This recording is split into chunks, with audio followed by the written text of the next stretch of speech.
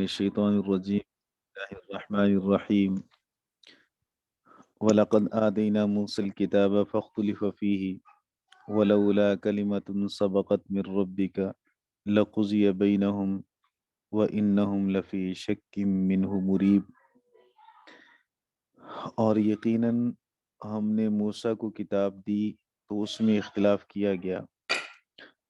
وَلَوْلَا كَلِمَةٌ سَبَقَتْ مِنْ رَبِّكَ، تیرے رب کی طرف سے اگر کلمہ سبقت نہ کر چکا ہوتا، لَقُضِيَ بَيْنَهُمْ، تو یقیناً ان کے درمیان فیصلہ کر دیا جاتا۔ وَإِنَّهُمْ لَفِي شَكٍّ مِّنْهُ مُرِيبٍ، بے شک وہ یقیناً ایسے شک میں ہے جو دھوکے میں ڈالنے والا ہے یا بے چین کرنے والا ہے۔ آیت مبارکہ میں اللہ رب العزت نے نبی پاک صلی اللہ علیہ وسلم کو تسلی دی ہے سیدنا موسیٰ علیہ السلام کے واقعہ سے۔ کتاب ان کو بھی دی گئی تورات، اور اس میں اختلاف کیا گیا، اور اس اختلاف کا مطلب یہ ہے کہ کسی نے مانا، کسی نے تکذیب کی، کسی نے جھٹلایا۔ اسی طرح قرآن پاک کے ساتھ بھی یہی معاملہ ہوا۔ آپ کو قرآن پاک دیا گیا اور پھر قرآن پاک کی کچھ نے تکذیب کی، کچھ نے تصدیق کی، اور پھر اللہ رب العزت نے سیدنا موسیٰ علیہ السلام کی قوم پر عذاب بھیجا، جس کا ہم ذکر بارہا پڑھ چکے ہیں۔ غرق کی صورت میں فرعون اور اس کی ساری قوم غرق ہو گئی بحر کلزم میں، اور سیدنا موسیٰ علیہ السلام کو نجات ملی۔ اگر اس غرق کے بعد، اس عذاب الہی کے بعد اللہ نے یہ فیصلہ نہ کیا ہوتا کہ اب دوبارہ زمین پہ کوئی آسمانی عذاب اس طرح سے نہیں آئے گا جس میں اجتماعی طور پر سارے مکذبین کو، منکرین کو ہلاک کر دیا جائے، تو یقیناً اللہ آج بھی کوئی نہ کوئی ان پہ عذاب بھیجتا اور ان کو برباد کر دیتا۔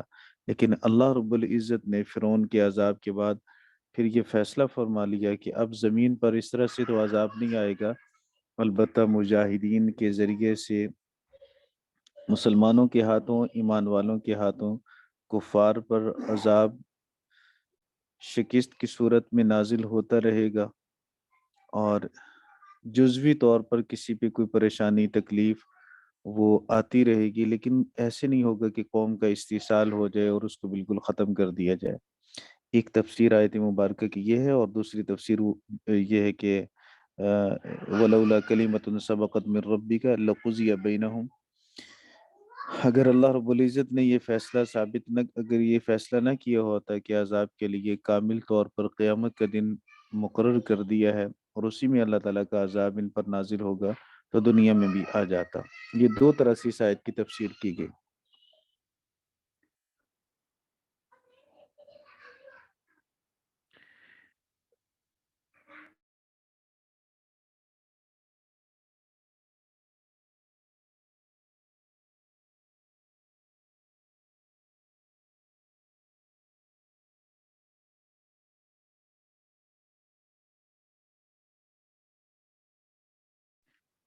جی، وَلَوْلَا كَلِمَةٌ سَبَقَتْ مِنْ رَبِّكَ لَقُضِيَ بَيْنَهُمْ، تو فیصلہ کر دیا جاتا ان کے شک اور ریب کے درمیان۔ ایک فرق تو میں نے شروع میں پہلے بھی عرض کیا تھا، دوسرا یہ کہ شک ویسے کہتے ہیں تردد کو، التردد بین النقیضین لا ترجیح لأحدہما، نقیضین کے درمیان ایسا تردد ہوگی کسی ایک جانب کو ترجیح نہ ملے۔ اور مریب، ریب کہتے ہیں ایسے شک کو جو انسان کو بے چین کر دے، بے قرار کر دے، بندہ الجھن میں پھنسا ہی رہے، حق صحیح کو کیا ہے، غلط کیا ہے۔ تو ایسے شک میں ہے جو شک انہیں بے چین کر دے، مضطرب کر دے۔ من عمل صالحا فلنفسه، جو اعمال صالحہ کرے گا، صالحن کی بھی ہم نے دو طرح سے تفسیر کی تھی، ایک اخلاص کے ساتھ اور ایک صالح کا معنی ویسے نیک عمل۔ تو نیک عمل لازمی بات ہے وہی نیک بنے گا جس کے اندر اخلاص ہوگا۔ اگر عمل کے اندر اخلاص نہیں ہوگا تو عمل نیک نہیں بنے گا۔ ومن عمل صالحا فلنفسه، تو جس نے نیک عمل کیا تو اس نے اپنی جان کے لیے کیا۔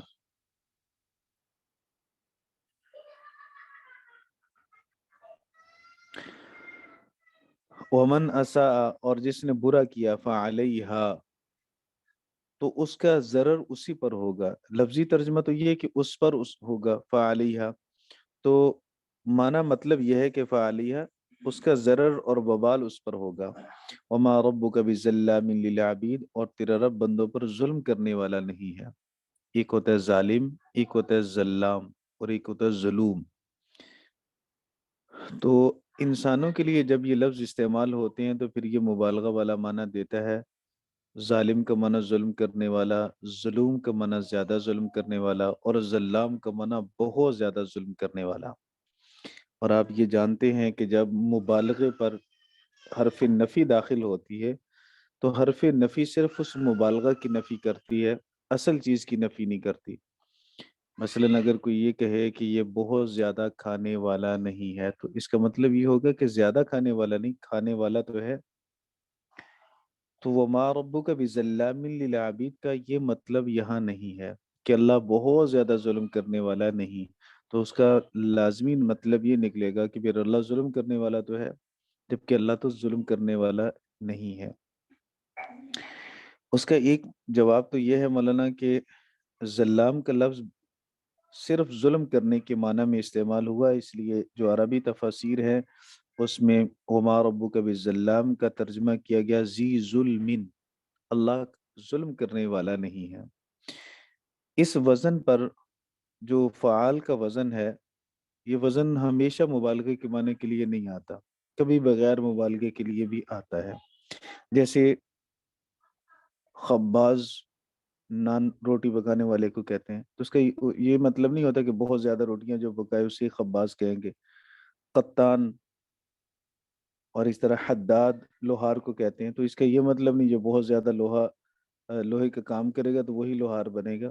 تو حداد لوہار کو کہتے ہیں، ظلام ظلم کرنے والے کو کہتے ہیں، قطان روئی کاٹنے والے کو کہتے ہیں، خباز روٹی پکانے والے کو کہتے ہیں. تو یہ ذہن میں رکھیں کہ فعال کا جو وزن ہے یہ ہمیشہ مبالغے کے معنی میں نہیں ہوتا. ایک جواب اس کا یہ ہے. دوسرا جواب آپ یہ بھی کہہ سکتے ہیں کہ وما ربک بظلام للعبید، اللہ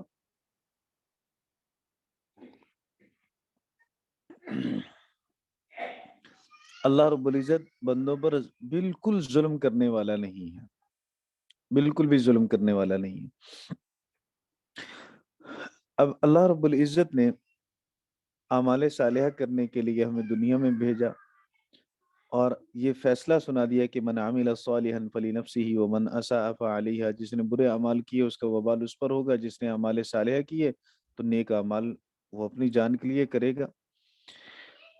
اور اللہ رب العزت عدل و انصاف کرنے والا ہے، چونکہ جب اللہ ظلام نہیں ہے، ظالم نہیں ہے، تو اس کا لازمی مطلب یہ ہے کہ اللہ عدل کرے گا، انصاف کرے گا. تو اب انصاف کا دن کون سا ہے؟ انصاف کے لیے پھر اللہ رب العزت نے ایک دن رکھا جس دن کا نام قیامت ہے، جس دن کو ساعہ کے ذریعے سے بھی، ساعہ کے عنوان سے بھی تعبیر کیا گیا. الیہ یرد علم الساعہ، فرمائے کہ اس کی طرف قیامت کا علم لوٹایا جاتا ہے. اللہ کی طرف قیامت کا علم لوٹایا جاتا ہے. کہ قیامت کب قائم ہوگی؟ اللہ رب العزت کے علاوہ قیامت کے علم کو کوئی نہیں جانتا. وما تخرج من ثمرات من اکمامها، اور جو نکلتے ہیں پھل اپنے غلافوں سے، یا اس کو معنافیہ بنائیں وما تخرج من ثمرات من اکمامها، نہیں نکلتے پھل اپنے غلافوں سے، وما تحمل من انثى، اور نہ ہی کوئی مؤنث حاملہ ہوتی ہے، ولا تضع، اور نہ ہی وہ اپنے حمل کو وضع کرتی ہے، الا بعلمہ، مگر اللہ کے علم کے ساتھ. اکمام یہ کمن کی جمع ہے، اور کم کہتے ہیں برتن کو. کم کا معنی غلاف بھی ہے، جیسے میں نے ترجمہ غلاف کے ساتھ کیا. اور ثمرات یہ ثمرہ کی جمع، ثمرہ کا معنی پھل، اور یہ ثمرات نکرہ ہے، اور اس کے اوپر جب من آ گیا تو من نے اس کی نکارت میں اور بھی اضافہ کر دیا. وما تخرج من ثمرات من اکمامها، کوئی بھی پھل ہو، چھوٹا ہے بڑا ہے، وہ اپنے غلاف سے نکلتا ہے تو اللہ کو اس کا بھی علم ہے. وما تحمل من انثى، اور جو مؤنث حاملہ ہوتی ہے اس کے پیٹ میں مذکر ہے مؤنث ہے. اس کی تفسیر ہم سورہ اس میں لقمان کے آخر میں کر چکے ہیں، اور آپ کو ذہن میں ہونی چاہیے آپ کے.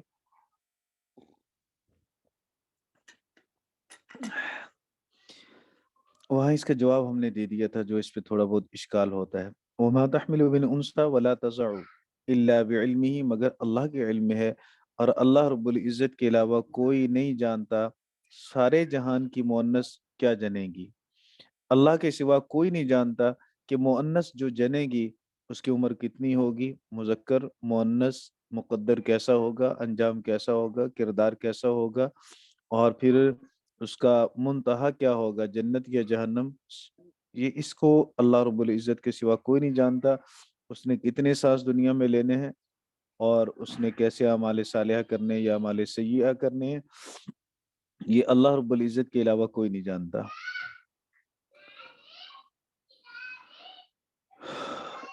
وَيَوْمَ يُنَادِيهِمْ أَيْنَ شُرَكَائِي، مشرکین کے عقائد پر اللہ رب العزت کی طرف سے تعریض ہے۔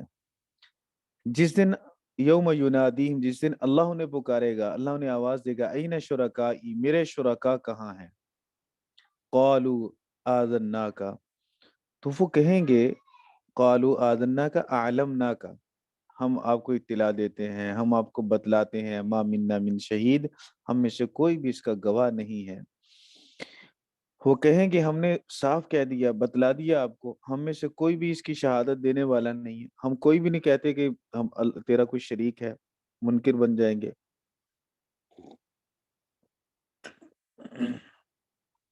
یہ انکار ان کا قصدن، یہ انکار ان کا اس کی قیامت کی ہیبت کی وجہ سے ہوگا، ہولناکی کی وجہ سے ہوگا، گھبراہٹ کی وجہ سے ہوگا۔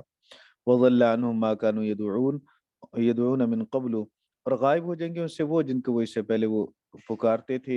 یدعون یعبدون کے معنی میں ہے جس کی وہ عبادت کرتے تھے اس سے پہلے، من قبل فی الدنیا، دنیا میں اس سے پہلے جس کی وہ عبادت کیا کرتے تھے۔ وَظَنُّوا مَا لَهُم مِّن مَّحِيصٍ، ظنوا یہاں ایقان کے معنی میں ہے یا علم کے معنی میں ہے، علم کے معنی میں ہو یا یقین کے معنی میں، دونوں قریب قریبی ہیں۔ بہرحال یہ ظن اپنے اصل معنی گمان والے معنی میں نہیں ہے۔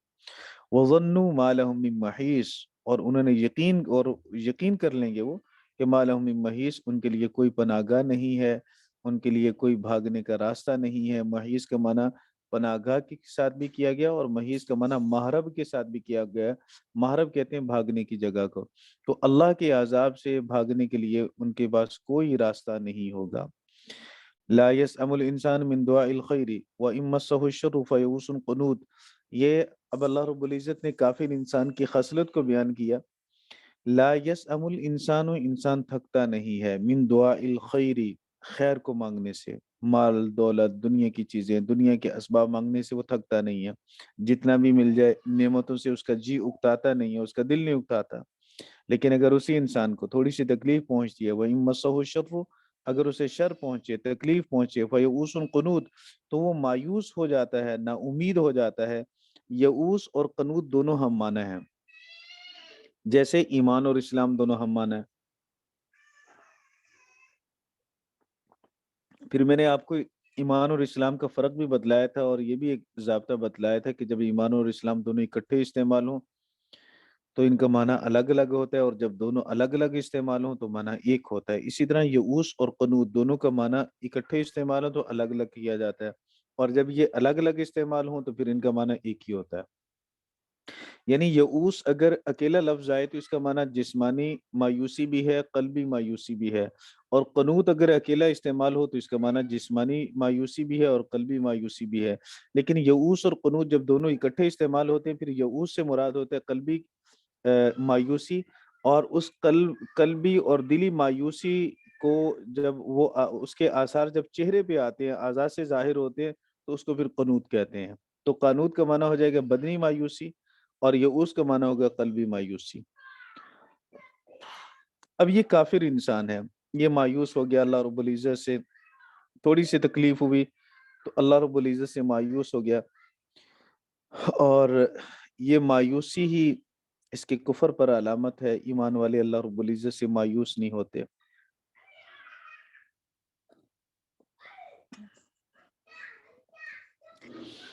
ان الانسان خلق هلوعا اذا مسه الشر جزوعا واذا مسه الخير منوعا الا المصلين الذين هم على صلاتهم دائمون۔ اور وَلَئِنْ أَذَقْنَاهُ رَحْمَةً، منا، جب ہم اسے اپنی طرف سے رحمت چکھاتے ہیں۔ ایک تو رحمت اللہ رب العزت کی طرف سے ہے، اعمال کا بدلہ نہیں ہے، اس لیے اللہ تعالیٰ نے رحمت کی نسبت براہ راست اپنی طرف فرمائی۔ من بعد ضراء، تکلیف کے بعد، مست ہو، یہ ذرا کی صفت ہے، جو تکلیف اسے پہنچ چکی تھی، لَيَقُولَنَّ هَذَا لِي، تو وہ کہتا ہے کہ یہ تو میرے لیے ہے، هَذَا لِي، میں تو اس کا مستحق ہوں، یہ تو میرے هَذَا لِي، هَذَا لِعَمَلِي، عمل کا لفظ یہاں بھی معذوف ہے، حاصل یہ عمل، یہ تو میرے عمل کی وجہ سے، میں نے فلاں کام کیا اس لیے مجھے یہ خیر اور بھلائی مل گئی، میں نے محنت کی، میرے کاروبار میں ترقی ہوگی، میں نے فلاں دوائی کھائی، مجھے فلاں نسخہ میں نے استعمال کیا لہٰذا مجھے صحت مل گئی۔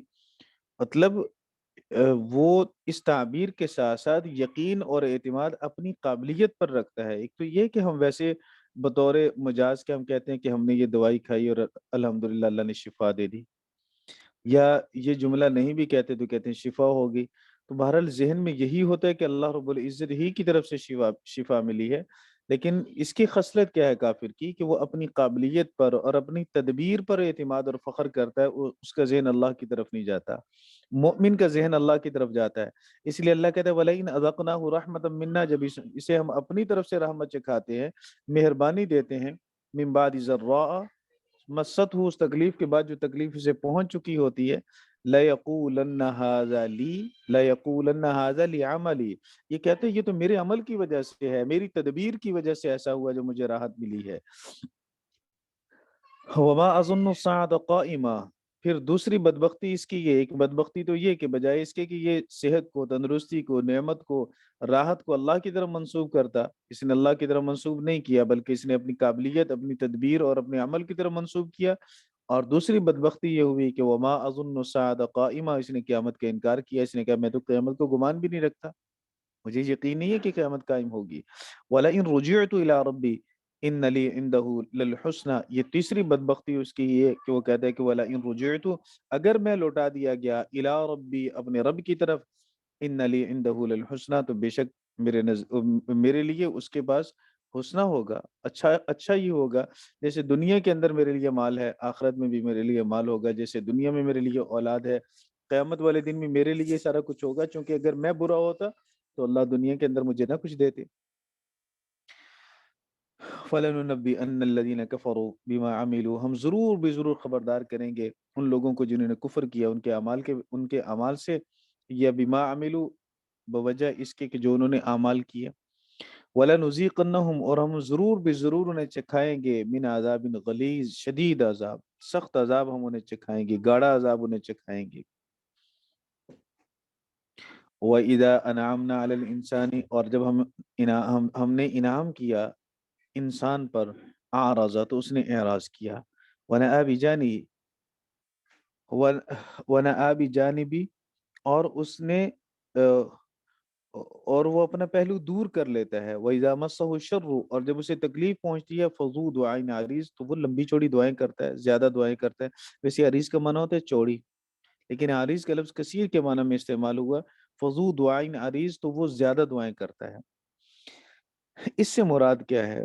بعض حضرات نے تو فرمایا کہ پہلے انسان سے مراد کافر ہے، وَإِذَا أَنْعَمْنَا عَلَى الْإِنسان، اس دوسرے انسان سے مراد مؤمن گناہگار ہے، مال ملا، نعمتیں ملی، دنیا میں مگن ہوا، مست ہوا، اللہ رب العزت سے اعراض کیا، اعمال خیر نہ کیے، اللہ کی اطاعت کو فراموش کر دیا، تکلیف آئی تو پھر یہ اذا مسہ الشر فذو دعائن عریض، تو یہ پھر اللہ رب العزت سے آہو آہو بکا کرنے لگا، رونے لگا، چلو تکلیف کے اندر یہ اپنے اللہ کی طرف متوجہ تو ہوا، تو یہ مؤمن ہے اور گناہگار انسان ہے۔ دوسری تفسیر اس کی یوں بھی فرمائی گئی کہ دونوں سے مراد کافر ہے، اور یہ کافر کی مختلف حالتیں ہیں۔ پہلی حالت اللہ رب العزت نے اس آیت کے اندر بیان کی، اور دوسری حالت کافر کی یہ ہے کہ وہ بے ساختہ اللہ کو پکارتا ہے، یہ دعا اور التجا یہ اللہ رب العزت کی طرف رجوع کے لیے نہیں ہوگی، یہ دعا التجا کے اللہ رب العزت کے ساتھ آہوزاری کرنے کے لیے نہیں ہوگی، بلکہ یہ اضطراری التجا ہے، اضطراری پکار ہے، جیسے بے ساختہ زبان پر ماں کا لفظ آ جاتا ہے، باپ کا آ جاتا ہے، انسان کو تکلیف پہنچتی ہے، وہ کہتا ہے ہائے اماں۔ تو اسی طرح یہ بغیر کسی اس کے توجہ کے، یہ اللہ رب العزت کا نام ان کی زبان پہ آتا ہے، ہائے اللہ. اس کا یہ مطلب ہوا کہ انسان کی فطرت کے اندر اللہ رب العزت نے یہ چیز رکھی ہے اپنی طرف رجوع کرنا. تو کہ سوچے سمجھے بلا ساختہ اس کی زبان پر یہ لفظ کا آنا، یہ اس بات کی دلیل ہے کہ اللہ رب العزت نے انسان کی فطرت کے اندر اپنی طرف رجوع رکھا ہے. اب کوئی اپنی فطرت کو اپنے اعمال بد کی وجہ سے مسخ کر لے، خراب کر لے، تو یہ الگ بات ہے، وگرنہ اللہ رب العزت نے ہر انسان کی فطرت کے اندر یہ چیز رکھی ہے. قل ارائیتم ان کان من عند اللہ، فرما دیجئے. اب دلائل واضح ہو چکے ہیں، توحید کے، رسالت کے، قیامت کے. توحید کے دلائل کی واضح ہو چکی ہے، قرآن پاک کی حقانیت کے دلائل واضح ہو چکے، رسول پاک صلی اللہ علیہ وسلم کی رسالت کے دلائل واضح ہو چکے. اب ان دلائل کے واضح ہو جانے کے بعد بھی اگر تم انکار کرو، قل، فرما دیجئے، ارائیتم، کیا تم نے دیکھا، ان کان من عند اللہ، اگر وہ قرآن اللہ کی طرف سے ہو جس کو تم جھٹلاتے ہو، جس کے ثبوت پر بے شمار دلائل قائم ہو چکے. اب دیکھو کہ اگر ان دلائل میں سے کوئی دلیل بھی صحیح ہو، یہ دلائل تو سارے صحیح ہیں، لیکن کسی بھی درجہ میں اگر تمہارے نزدیک یہ سچ ہو، تو پھر بھی تم انکار کر رہو. ثم کفرتم بھی، پھر بھی تم اس کا انکار کرو. تو بتلاؤ کہ من اضل ممن ہوا فی شقاق بعید، اس شخص سے زیادہ بڑا گمراہ کون ہوگا جو دور کی گمراہی میں پڑ چکا ہے، دور کی گمراہی ایسی جس گمراہی سے واپس پلٹنا ممکن نہیں ہے، کہ ایک کے بعد دوسرا، دوسرے کے بعد تیسرا، تیسرے کے بعد چوتھا، دلائل کے بعد دلائل آئے اور پھر ہر ایک کی تم نے تکذیب کی، جبکہ دل تمہارا اس بات کی گواہی دیتا ہے کہ یہ کلام اللہ کا کلام ہے، کیونکہ یہ کلام معجز ہے، اس نے سب کو عاجز کر دیا، اس کا مقابل کوئی نہیں ہو سکا. جو پیشین کوئی فرمائی وہ سچی ہوئی، جو کہا وہ حق سچ ثابت ہوا، دنیا کے اندر بھی اور اسی طرح آخرت کے اندر بھی وہ سچ ثابت ہوگا. تو بہرحال اللہ رب العزت نے اس آیت مبارکہ کے اندر تنبیہ فرمائی ہے کفار کو، سنوریہم آیاتنا فی الآفاق، ہم ان قریب دکھائیں گے اپنی نشانیاں آفاق کے میں. توحید، یہ آفاق افق کی جمع افق کہتے ہیں جہاں زمین و آسمان کے کنارے ملتے ہوئے محسوس ہوتے ہیں. تو ہم دکھائیں گے لوگوں کو، سنوریہم، ہم انہیں دکھائیں گے آیاتنا، اپنی نشانیاں، اپنے دلائل، فی الآفاقی، آفاق میں، وفی انفسہم، اور ان کے اپنے نفسوں کے اندر بھی. آسمان میں سورج چاند ستاروں کا نظام ہے، اور زمین کے اندر اللہ رب العزت کے بے شمار خزانے اور بے شمار دلائل اللہ کی توحید پر، اللہ کی قدرت پر ہیں. تو یہ آفاق کے اندر ہے. آفاق میں انسان غور نہ کرے تو اپنی ذات ہی کے اندر غور کرے. اللہ رب العزت نے جو بے شمار نعمتیں انسان کو دی ہیں، ان نعمتوں پر غور کر لے. نہ ان آنکھوں جیسی کوئی آنکھیں دے سکتا ہے، نہ کانوں جیسے کوئی کان دے سکتا ہے، نہ زبان جیسی کوئی زبان دے سکتا ہے. اللہ رب العزت کے ان دیے گئے اعضاء اور ان دی گئی نعمتوں پر انسان متوجہ ہو جائے تو انسان کو یہاں بھی رب تلاش کرنے میں، اور ایک رب تلاش کرنے میں کوئی دقت اور مشکل نہیں ہوگی. حتیٰ یتبین لہم، یہاں تک کہ واضح ہو گیا ان کے لیے، انہ الحق، کہ بے شک محمد صلی اللہ علیہ وسلم حق ہیں. واضح ہو گیا ان کے لیے کہ بے شک قرآن حق ہے، واضح ہو گیا ان کے لیے کہ توحید کا پیغام حق ہے. انہو کی ہو ضمیر کا مرجع توحید، محمد صلی اللہ علیہ وسلم، قرآن. اولم یکفی بربک، کیا کافی نہیں ہے، کیا تیرے رب کافی نہیں ہے. اولم یکفی بربک انہ علی کل شیء شہید، کہ بے شک وہ ہر چیز پر گواہ ہے. اگر یہ کوئی نہ مانے آپ کی رسالت کو، قرآن پاک کی تکذیب کرے، توحید کی تکذیب کرے، توحید کو جھٹلائے، تو پھر یاد رکھو اللہ رب العزت ہر ایک پر گواہ ہے، توحید پر بھی، قرآن پاک کی ثقاہت پر بھی، نبی پاک صلی اللہ علیہ وسلم کی رسالت پر بھی. الا انہم فی مریۃ من لقاء ربہم، یقیناً خبردار،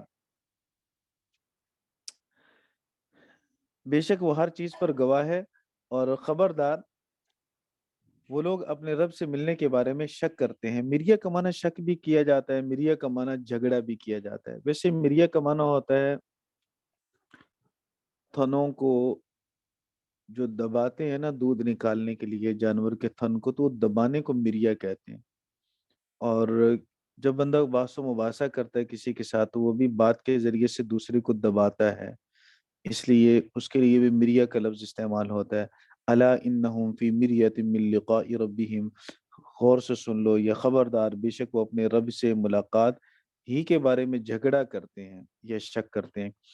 تو یہ ساری بات کرنے کے بعد آخر میں اللہ رب العزت نے جو بات ارشاد فرمائی، یہ اصل میں ساری گناہوں کی اور ساری بے اعتدالیوں کی، بدعمالیوں کی، اعتقادیوں کی، جتنے بھی اعتقاد بد ہیں، برے نظریات ہیں، سب کی اللہ رب العزت نے بنیاد اور اساس آخر میں ذکر کی کہ اصل میں عقیدہ قیامت ہے نہیں ہے۔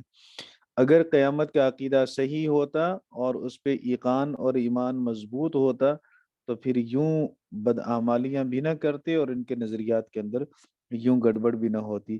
الا انہ بکل شیء محیط، غور سے سن لو کہ بے شک اللہ رب العزت ہر چیز کا احاطہ کرنے والا ہے۔ شک کرنے والوں کی مشکوکانہ باتیں، اعتراض کرنے والوں کے اعتراضات، اور نبی پاک صلی اللہ علیہ وسلم کی تکذیب کرنے والوں کی تکذیب، ان کا ہر بول ہر عمل اللہ رب العزت کے دائرہ علم کے اندر ہے، اللہ کے علم سے باہر نہیں ہے۔ سورۃ الشورى، شورا کا معنی ہے مشورہ، اور یہ لفظ اس سورہ مبارکہ کی آیت نمبر 38 میں ہے۔ اس سے پہلے والی سورت وہ بھی حامیم میں سے تھی، حوامیم سبا میں سے تھی، یہ بھی حوامیم سبا میں سے ہے۔ اور اس سے پہلے والی سورت جو حامیم سجدہ ہے، اس کی بھی جو ابتدا ہے قرآن پاک کی صداقت سے ہوئی، اس کی ابتدا بھی قرآن پاک کی صداقت سے ہو رہی ہے۔ حامیم عین سین قاف، اس سورہ مبارکہ کی 5 رکوع ہیں اور 53 آیات ہیں، اور ترتیب نزولی اس کا 62 ہے، اور ترتیب مصحفی اس کا 42 ہے۔ بسم اللہ الرحمن الرحیم، حامیم عین سین قاف۔ حامیم عین سین قاف کے بارے میں اصل قاعدہ ضابطہ وہی ہے جو ہم پہلے بار عرض کر چکے ہیں کہ اللہ عالم بمرادہ، اس کی مراد سے اللہ ہی واقف ہے۔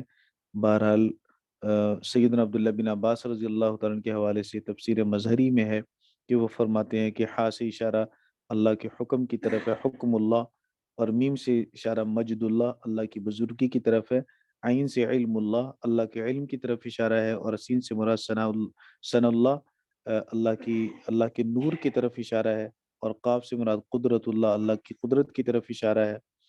اور اللہ رب العزت نے ان 5 صفات کی اللہ تعالیٰ نے گویا قسم اٹھائی ہے، اور قسم اٹھانے کے بعد بعد والا مضمون بیان کیا ہے، لیکن یہ روایت سندن ضعیف ہے، اور مضبوط بات وہی ہے جو متفق علیہ ہے کہ اللہ عالم بمرادہ، اللہ رب العزت اس کی مراد سے خوب واقف ہے۔ حامیم، یہ عین سین قاف، ان دونوں کے بارے میں ایک رائے تو یہ ہے کہ یہ دونوں ہی اس سورہ مبارکہ کے نام ہیں، اور دوسری رائے یہ ہے کہ یہ سورہ مبارکہ کا نام نہیں ہے، اور حامیم مبتدا بنے گا، عین سین قاف اس کی خبر بن جائے گا۔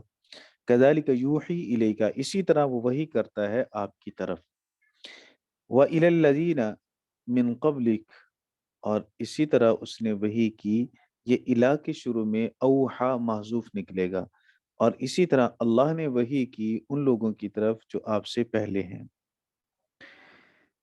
کذالک یوحی الیک وَإِلَى الَّذِينَ مِن قَبْلِكَ،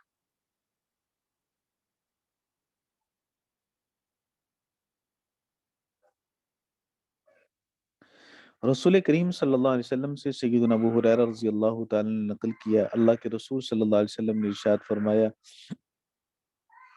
انبیاء علیہ السلام آپس میں علاتی بھائی ہیں، مائیں مختلف ہیں۔ علاتی بھائی کہتے ہیں باپ شریک کو، اور ماؤں کے مختلف ہونے کا مطلب یہ ہوتا ہے، اس حدیث مبارکہ میں جو مطلب محدثین کرام نے بیان فرمایا کہ انبیاء علیہ السلام کے اصول مشترک ہیں اور فروع ان کی مختلف ہیں۔ اصول دین کے اندر توحید، رسالت، قیامت اور دین کے باقی اصولوں کے اندر انبیاء علیہ السلام کی دعوت ایک ہے، لیکن ان کے جو فروع ہیں ان فروع کے اندر اختلاف ہے، فروعی اختلاف ضرور ہے مسائل کے اندر، وقت کے تقاضے کے مطابق، قوم کے مزاج کے مطابق احکام کے اندر تغیر اور تبدیلی آتی رہی، باقی اصول دین سب کے ایک جیسے ہیں۔ بخاری شریف میں یہ حدیث مبارکہ ہے۔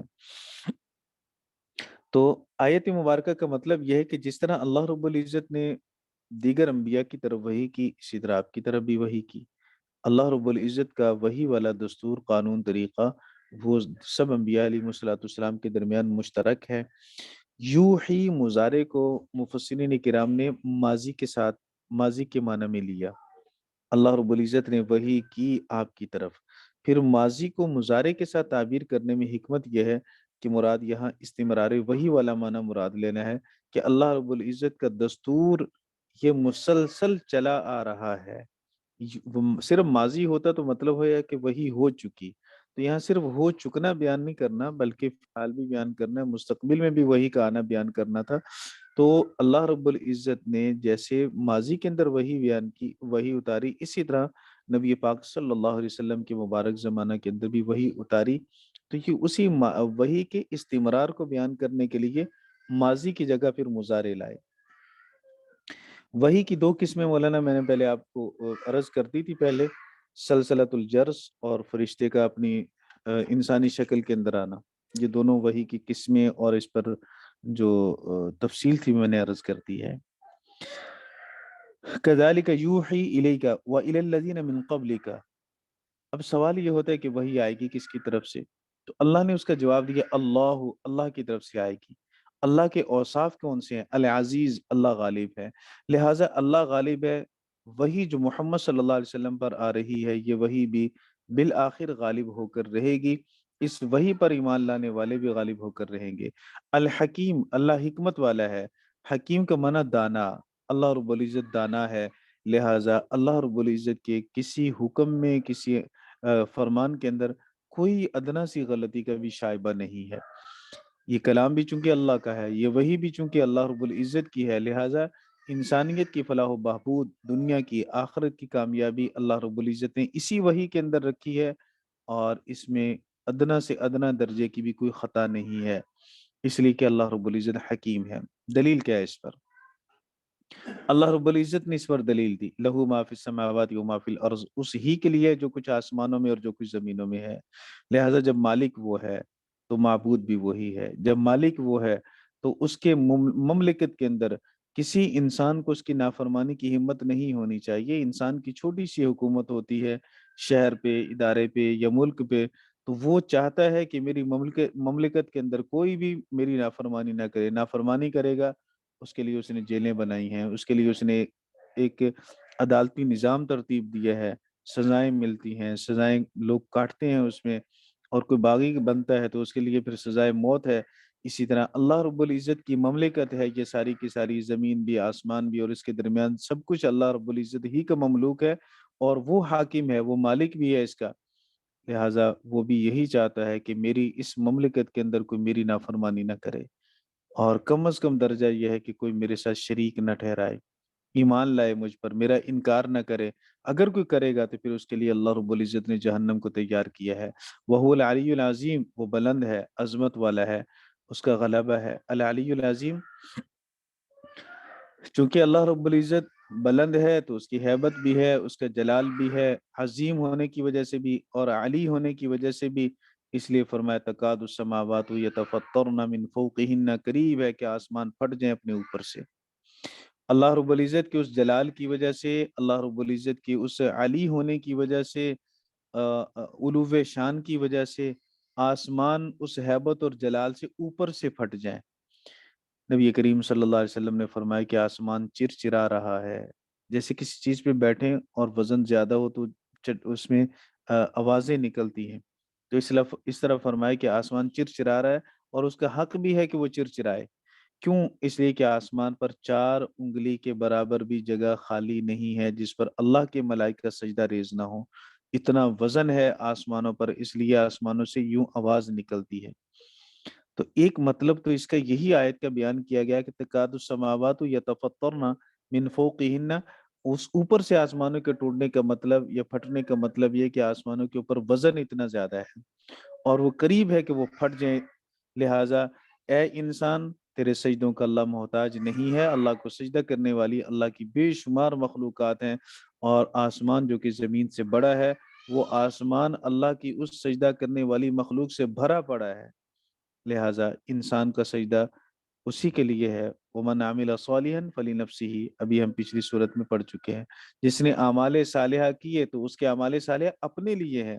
ومن اساء فعلیہا، جس نے برے کیے تو اس کی برائی کا وبال اس پر ہوگا۔ ایک مطلب اس کا یہ ہو گیا۔ دوسرا یہ کہ شرک ایسا ایسا عظیم گناہ ہے، اور اللہ کی مملکت کے اندر اللہ کی نافرمانی کرنا اور نافرمانی بصورت شرک کرنا اتنا قبیح جرم ہے کہ اس جرم کی وجہ سے قریب ہے کہ آسمان اوپر سے ٹوٹ کے گر پڑے زمین پر۔ تیسرا اس کا مطلب یہ بیان کیا گیا پھٹن کا، کہ اصل پھٹن تو وہ ہوتی ہے جو ہمیں نظر آئے، نیچے سے پھٹن ہوتی ہے۔ تو اللہ فرما رہے تکاد السماوات یتفطرن من فوقہن، اوپر سے پھٹ پڑے۔ تو اوپر سے پھٹ پڑنے کا ایک مطلب یہ کہ اوپر کا آسمان نیچے والے آسمان پہ گرے، نیچے والا آسمان اس سے نیچے والے آسمان پہ گرے، تو یوں اوپر سے پھٹن ہو۔ اور دوسرا مطلب یہ ہے کہ اصل میں پھٹن ہوتی نیچے ہی ہے، لیکن اوپر کی پھٹن کو بیان کر کے نیچے کی پھٹن کا مبالغہ بتلانا ہے۔ کوئی بھی چیز جب آپ پھاڑتے ہیں تو ایک طرف سے جب وہ پھٹتی ہے، نیچے سے پھاڑیں گے تو اوپر والی جانب میں پہلے دراڑ آئے گی، چرے گا وہ، پھٹن نہیں ہوگی۔ پھر نیچے جب پھٹن زیادہ ہو جائے گی تو اوپر پھٹن کم ہوگی، اور اوپر پھٹن تھوڑی سی ظاہر ہوگی۔ تو اللہ نے اوپر والی پھٹن کو بیان کیا، در حقیقت نیچے والی پھٹن کے زیادہ ہونے کو بیان کرنا ہے۔ اور اس سے بھی زیادہ پھر صاف ستھرا اور بے غبار جواب یہ ہوگا تکاد السماوات یتفطرن من فوق ارضہن، قریب ہے کہ آسمان پھٹ جائے زمینوں کے اوپر سے۔ تو یہ اس میں پھر وہ تعویلات کرنے کی ضرورت نہیں رہے گی۔ تو یہاں مضاف معذوف مان لیں، من فوق ارضہن، زمینوں کے اوپر سے آسمان پھٹ جائے۔ والملائکۃ یسبحون بحمد ربہم، اور ملائکہ وہ تسبیح کرتے ہیں اپنے رب کی تعریف کی، ویستغفرون لمن فی الارض، وہ استغفار کرتے ہیں ان کے لیے جو زمین میں ہے، زمین میں تو کافر بھی ہیں، زمین میں مؤمن بھی ہیں۔ امام قرطبی رحمہ اللہ تعالی نے لکھا کہ مؤمن اور کافر دونوں ہی مراد ہیں، لیکن استغفار تو کافر کے لیے جائز نہیں ہے، تو کافر کے لیے وہ استغفار کرتے بھی نہیں ہیں۔ کافر کے لیے استغفار بمانا ہدایت کی دعا ہے، اور مؤمن کے لیے استغفار بمانا گناہوں سے توبہ ہے۔ تو ایمان والوں کے لیے تو ملائکہ اللہ سے دعا کرتے ہیں کہ اللہ ان کے گناہوں کو معاف کر دے، اور انہیں دین متین پر اور اعمال صالحہ پر استقامت نصیب فرما۔ اور کافر کے حق میں ملائکہ کی دعا یہ ہوتی ہے کہ اللہ انہیں ہدایت دے دے، کیونکہ وہ جانتے ہیں کہ کفر پہ رہتے ہوئے، شرک پہ رہتے ہوئے جو عذاب بھگتنا پڑے گا وہ عذاب بڑا شدید ہے، اور اللہ کی ناراضگی بڑی شدید ترین ناراضگی ہے، جس کا انسان کو ادراک نہیں، انسان نے اس کا تصور بھی نہیں کیا۔ اور ملائکہ چونکہ اللہ کے قرب میں ہیں، اس لیے انہیں اس بات کا احساس ہے، ادراک ہے، اس لیے وہ سب کے لیے ہی دعا کرتے ہیں کہ اللہ انہیں ہدایت دے دے، اور جو ہدایت پر ہے اللہ انہیں استقامت دے دے، انہیں اعمال صالحہ کرنے کی توفیق دے۔ اور دوسری رائے یہ ہے کہ وہ یستغفرون لمن فی الارض، یہ ایمان والوں کا اعزاز ہے کہ اللہ رب العزت کے ملائکہ مقرب وہ ایمان والوں کے لیے اللہ سے استغفار کرتے ہیں۔ الا ان اللہ هو الغفور الرحیم، غور سے سن لو، بے شک اللہ وہی بخشنے والا ہے، لہٰذا استغفار بھی اسی سے کریں گے۔ بخشنے والا وہی ہے۔ کیوں بخشنے والا ہے؟ کیا وہ ہمارے رونے سے، ہمارے گڑ گڑانے سے، فرشتوں کے استغفار سے متاثر ہوتا ہے؟ نہیں نہیں، فرمایا الرحیم، اس لیے کہ اللہ رب العزت مہربان ہے، اس کی صفت رحیم اس سے تقاضا کرتی ہے کہ وہ بخشے لوگوں کو۔ اور پھر رحیم کا تعلق چونکہ اہل ایمان کے ساتھ ہے، تو یہ بھی اس بات کی تائید کرتا ہے کہ لمن فی الارض سے مراد اہل ایمان ہے۔ تو استغفار بمانا، استغفار اس معنی میں کہ وہ توبہ ہو اور معافی مل جائے انہیں اللہ رب العزت سے، تو یہ استغفار تو ایمان والوں کے ساتھ ہی خاص ہے۔ هو الغفور الرحیم، وہی بخشنے والا، وہی رحم کرنے والا ہے۔ والذین اتخذوا من دونہ، اور وہ لوگ جنہوں نے اللہ کے سوا بنا لیے اولیاء کارساز، اللہ حفیظ علیہم، اللہ رب العزت ان پر نگہبان ہے، اللہ دیکھ رہے ہیں انہیں۔ یہ بڑی ایک ڈانٹ ہے اللہ تعالیٰ کی طرف سے مشرکین کو، دھمکی اللہ تعالیٰ کی طرف سے مشرکین کو، یاد رکھو تم اللہ کے سوا دوسروں کو کارساز بناتے ہو، مشکل کشا بناتے ہو، بگڑی بنانے والا کہتے ہو، اللہ رب العزت کے سوا دوسروں کی طرف اپنی حاجات و ضروریات میں نظریں اٹھاتے ہو، اور یہ دل میں خیال رکھتے ہو کہ وہ ہماری حاجات و ضروریات پوری کریں گے، تو یہ یاد رکھو اللہ دیکھ رہا ہے۔ اللہ حفیظ علیہم، اللہ رب العزت نگہبان ہے ان پر، علی اعمال القبیحہ، ان کے اعمال قبیحہ پر، ان کے برے اعمال پر اللہ رب العزت کی نظر ہے۔ نظر تو اچھے اعمال پر بھی ہے، لیکن برے اعمال پر نظر، چونکہ یہ موقع ڈانٹنے کا ہے نا، اس لیے یہ جو محذوف عبارت ہے وہ یہ نکالی، اعلی اعمالہم القبیحہ وما انت علیہم بوکیل، نبی پاک صلی اللہ علیہ وسلم کو خطاب کیا گیا، آپ ان پر وکیل نہیں ہیں، آپ ذمہ دار نہیں ہیں ان کے۔ علیہم بوکیل کے اوپر جو با ہے یہ با زائدہ ہے، اور یہ ما کے معنی میں تاکید پیدا کر رہی ہے، اور آیت مبارکہ کا ترجمہ یہ کہ آپ ان پر بالکل بھی ذمہ دار نہیں ہیں۔ آپ کا ذمہ ابلاغ تھا، آپ کا ذمہ تبلیغ تھا، آپ کا ذمہ پیغام کو پہنچانا تھا، آپ نے پہنچا دیا، صرف پہنچایا نہیں، پہنچانے کا حق ادا کر دیا۔ اب اگر یہ نہیں مانتے تو آپ سے پوچھا نہیں جائے گا کہ یہ کیوں نہیں مانتے، یہ سوال آپ سے نہیں کیا جائے گا، کیونکہ آپ نگران نہیں ہیں، ذمہ دار نہیں ہیں، اور آپ ان پر جبر کر کے منوانے کے مکلف نہیں ہیں۔ آپ کی ذمہ داری صرف یہ تھی کہ اللہ سے پیغام لے، اللہ کی مخلوق تک پہنچائیں، اور اللہ رب العزت کی اس ذمہ داری کو آپ نے احسن طریقے سے ادا کر دیا، آپ بری و ذمہ ہو گئے۔ وَكَذَلِكَ أَوْحَيْنَا إِلَيْكَ قُرْآنًا عَرَبِيًّا، اسی طرح ہم نے وحی کیا آپ کی طرف، ایسا قرآن آپ کی طرف وحی کیا جو عربی میں ہے، لِتُنذِرَ أُمَّ الْقُرَىٰ، تاکہ آپ ڈرائیں القرا کو۔ قرآن کو عربی کیوں کہا ہے اس کی بات ہم پہلے کر چکے ہیں تفصیل کے ساتھ۔ وَكَذَلِكَ أَوْحَيْنَا، اسی طرح ہم نے وحی کی، إِلَيْكَ آپ کی طرف، قرآنًا عربيًّا لِتُنذِرَ أُمَّ الْقُرَىٰ، تاکہ آپ ڈرائیں القرا کو۔ القرا سے مراد مکہ، مکہ مرکز ہے۔ کا معنی بھی، کا معنی اصل بھی ہے، کا معنی مرکز بھی ہے، اور عرب جو ہے یہ ہر ایسی چیز کو جس پر کسی چیز کی بنیاد ہو، جو کسی چیز کی اصل بنتی ہو، اس کو کہتے تھے عرب والے۔ تو سما اصل کل شیء امہ، وہ ہر چیز کی اصل کو کہتے تھے۔ اب القرا کو القرا کیوں کہا گیا، مکہ کو القرا کیوں کہا؟ بستیوں کی ماں، بستیوں کی اصل، اس لیے کہ جب اللہ تعالیٰ نے زمین کو بنایا تو پہلے پانی تھا، تو پھر پانی کے اندر ایک بلبلا جامد وہ اٹھا، ابھرا، اور یہ مکہ ہی کی زمین پر تھا، تو یہاں سے زمین کو پھر اللہ تعالیٰ نے پھیلایا، یعنی زمین کا وہ حصہ جو مکہ المکرمہ جہاں پہ ہے، یہ سب سے پہلے تخلیق اس کی ہوئی، اور پھر یہاں سے زمین کو پھیلا کر ساری زمین اللہ تعالیٰ نے بنائی، اس لیے اس کو القرا کہا گیا۔ اور دوسرا اس وجہ سے بھی القرا کہا گیا کہ اللہ رب العزت کو سب سے زیادہ محبوب ہے یہ ٹکڑا۔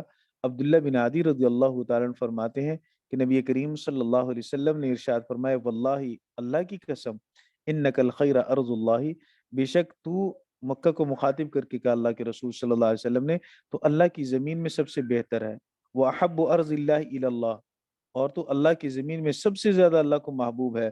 وَلَوْلَا انی اخرجت منکا، اگر مجھے یہاں سے نکالا نہ جاتا، ما خرجت، تو میں نہ نکلتا، بخاری ترمذی شریف میں ہے۔ اے مکہ، تو اللہ کی زمین میں سب سے زیادہ اللہ کو محبوب ہے، سب سے زیادہ بہترین ٹکڑا ہے، اگر مجھے یہاں سے نہ نکالا جاتا تو میں یہاں سے ہجرت کر کے نکلتا نہیں۔ تو جو زمین اللہ کو زیادہ محبوب ہے، اللہ کو پسندیدہ ہے، تو اللہ کے اس محبوب اور فضل کی وجہ سے اس کو القرا کہا گیا، کہ گویا یہ فضیلت کے اعتبار سے ساری زمینوں میں ہے اور اصل کی حیثیت رکھتی ہے۔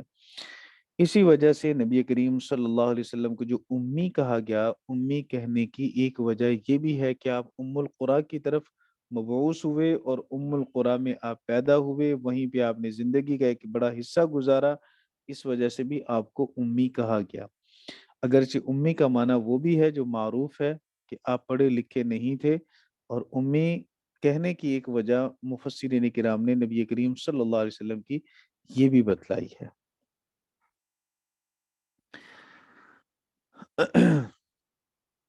ومن حولها، اور جو اس کے ارد گرد ہے، ارد گرد سے مراد، بعض نے تو اس میں دو قول ہیں، ایک قول تو یہ کہ اس سے مراد پورا عرب ہے، اور دوسرا قول یہ کہ اس سے مراد پورا عرب نہیں بلکہ پورا عالم ہے۔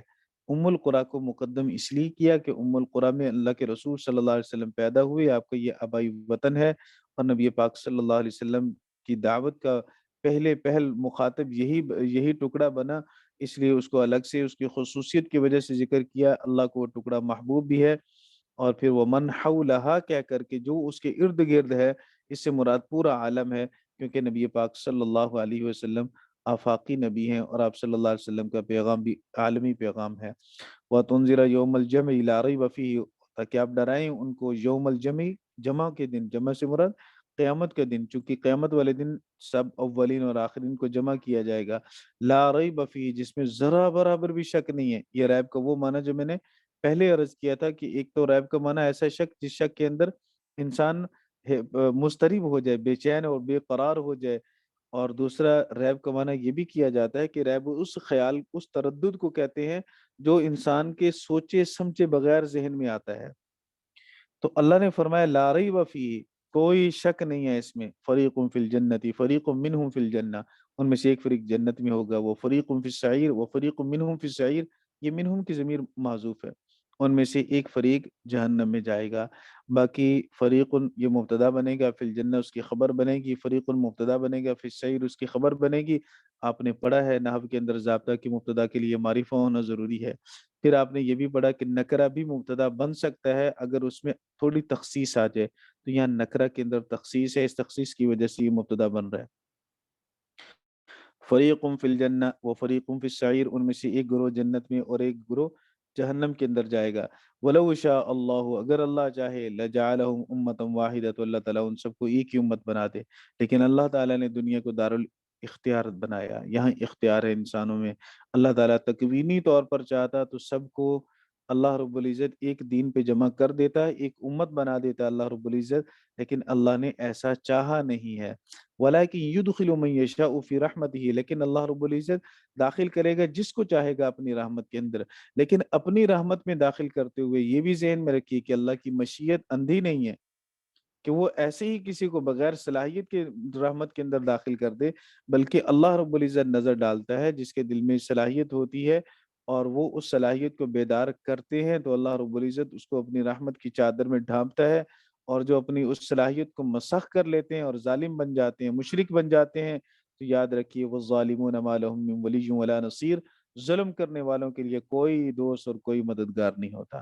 پھر اللہ رب العزت ان کا ولی نہیں بنتا، ان کا نصیر نہیں بنتا، اس لیے کہ دل میں موجود اس صلاحیت کو انہوں نے ختم کر دیا، جلا کے راکھ کر دیا۔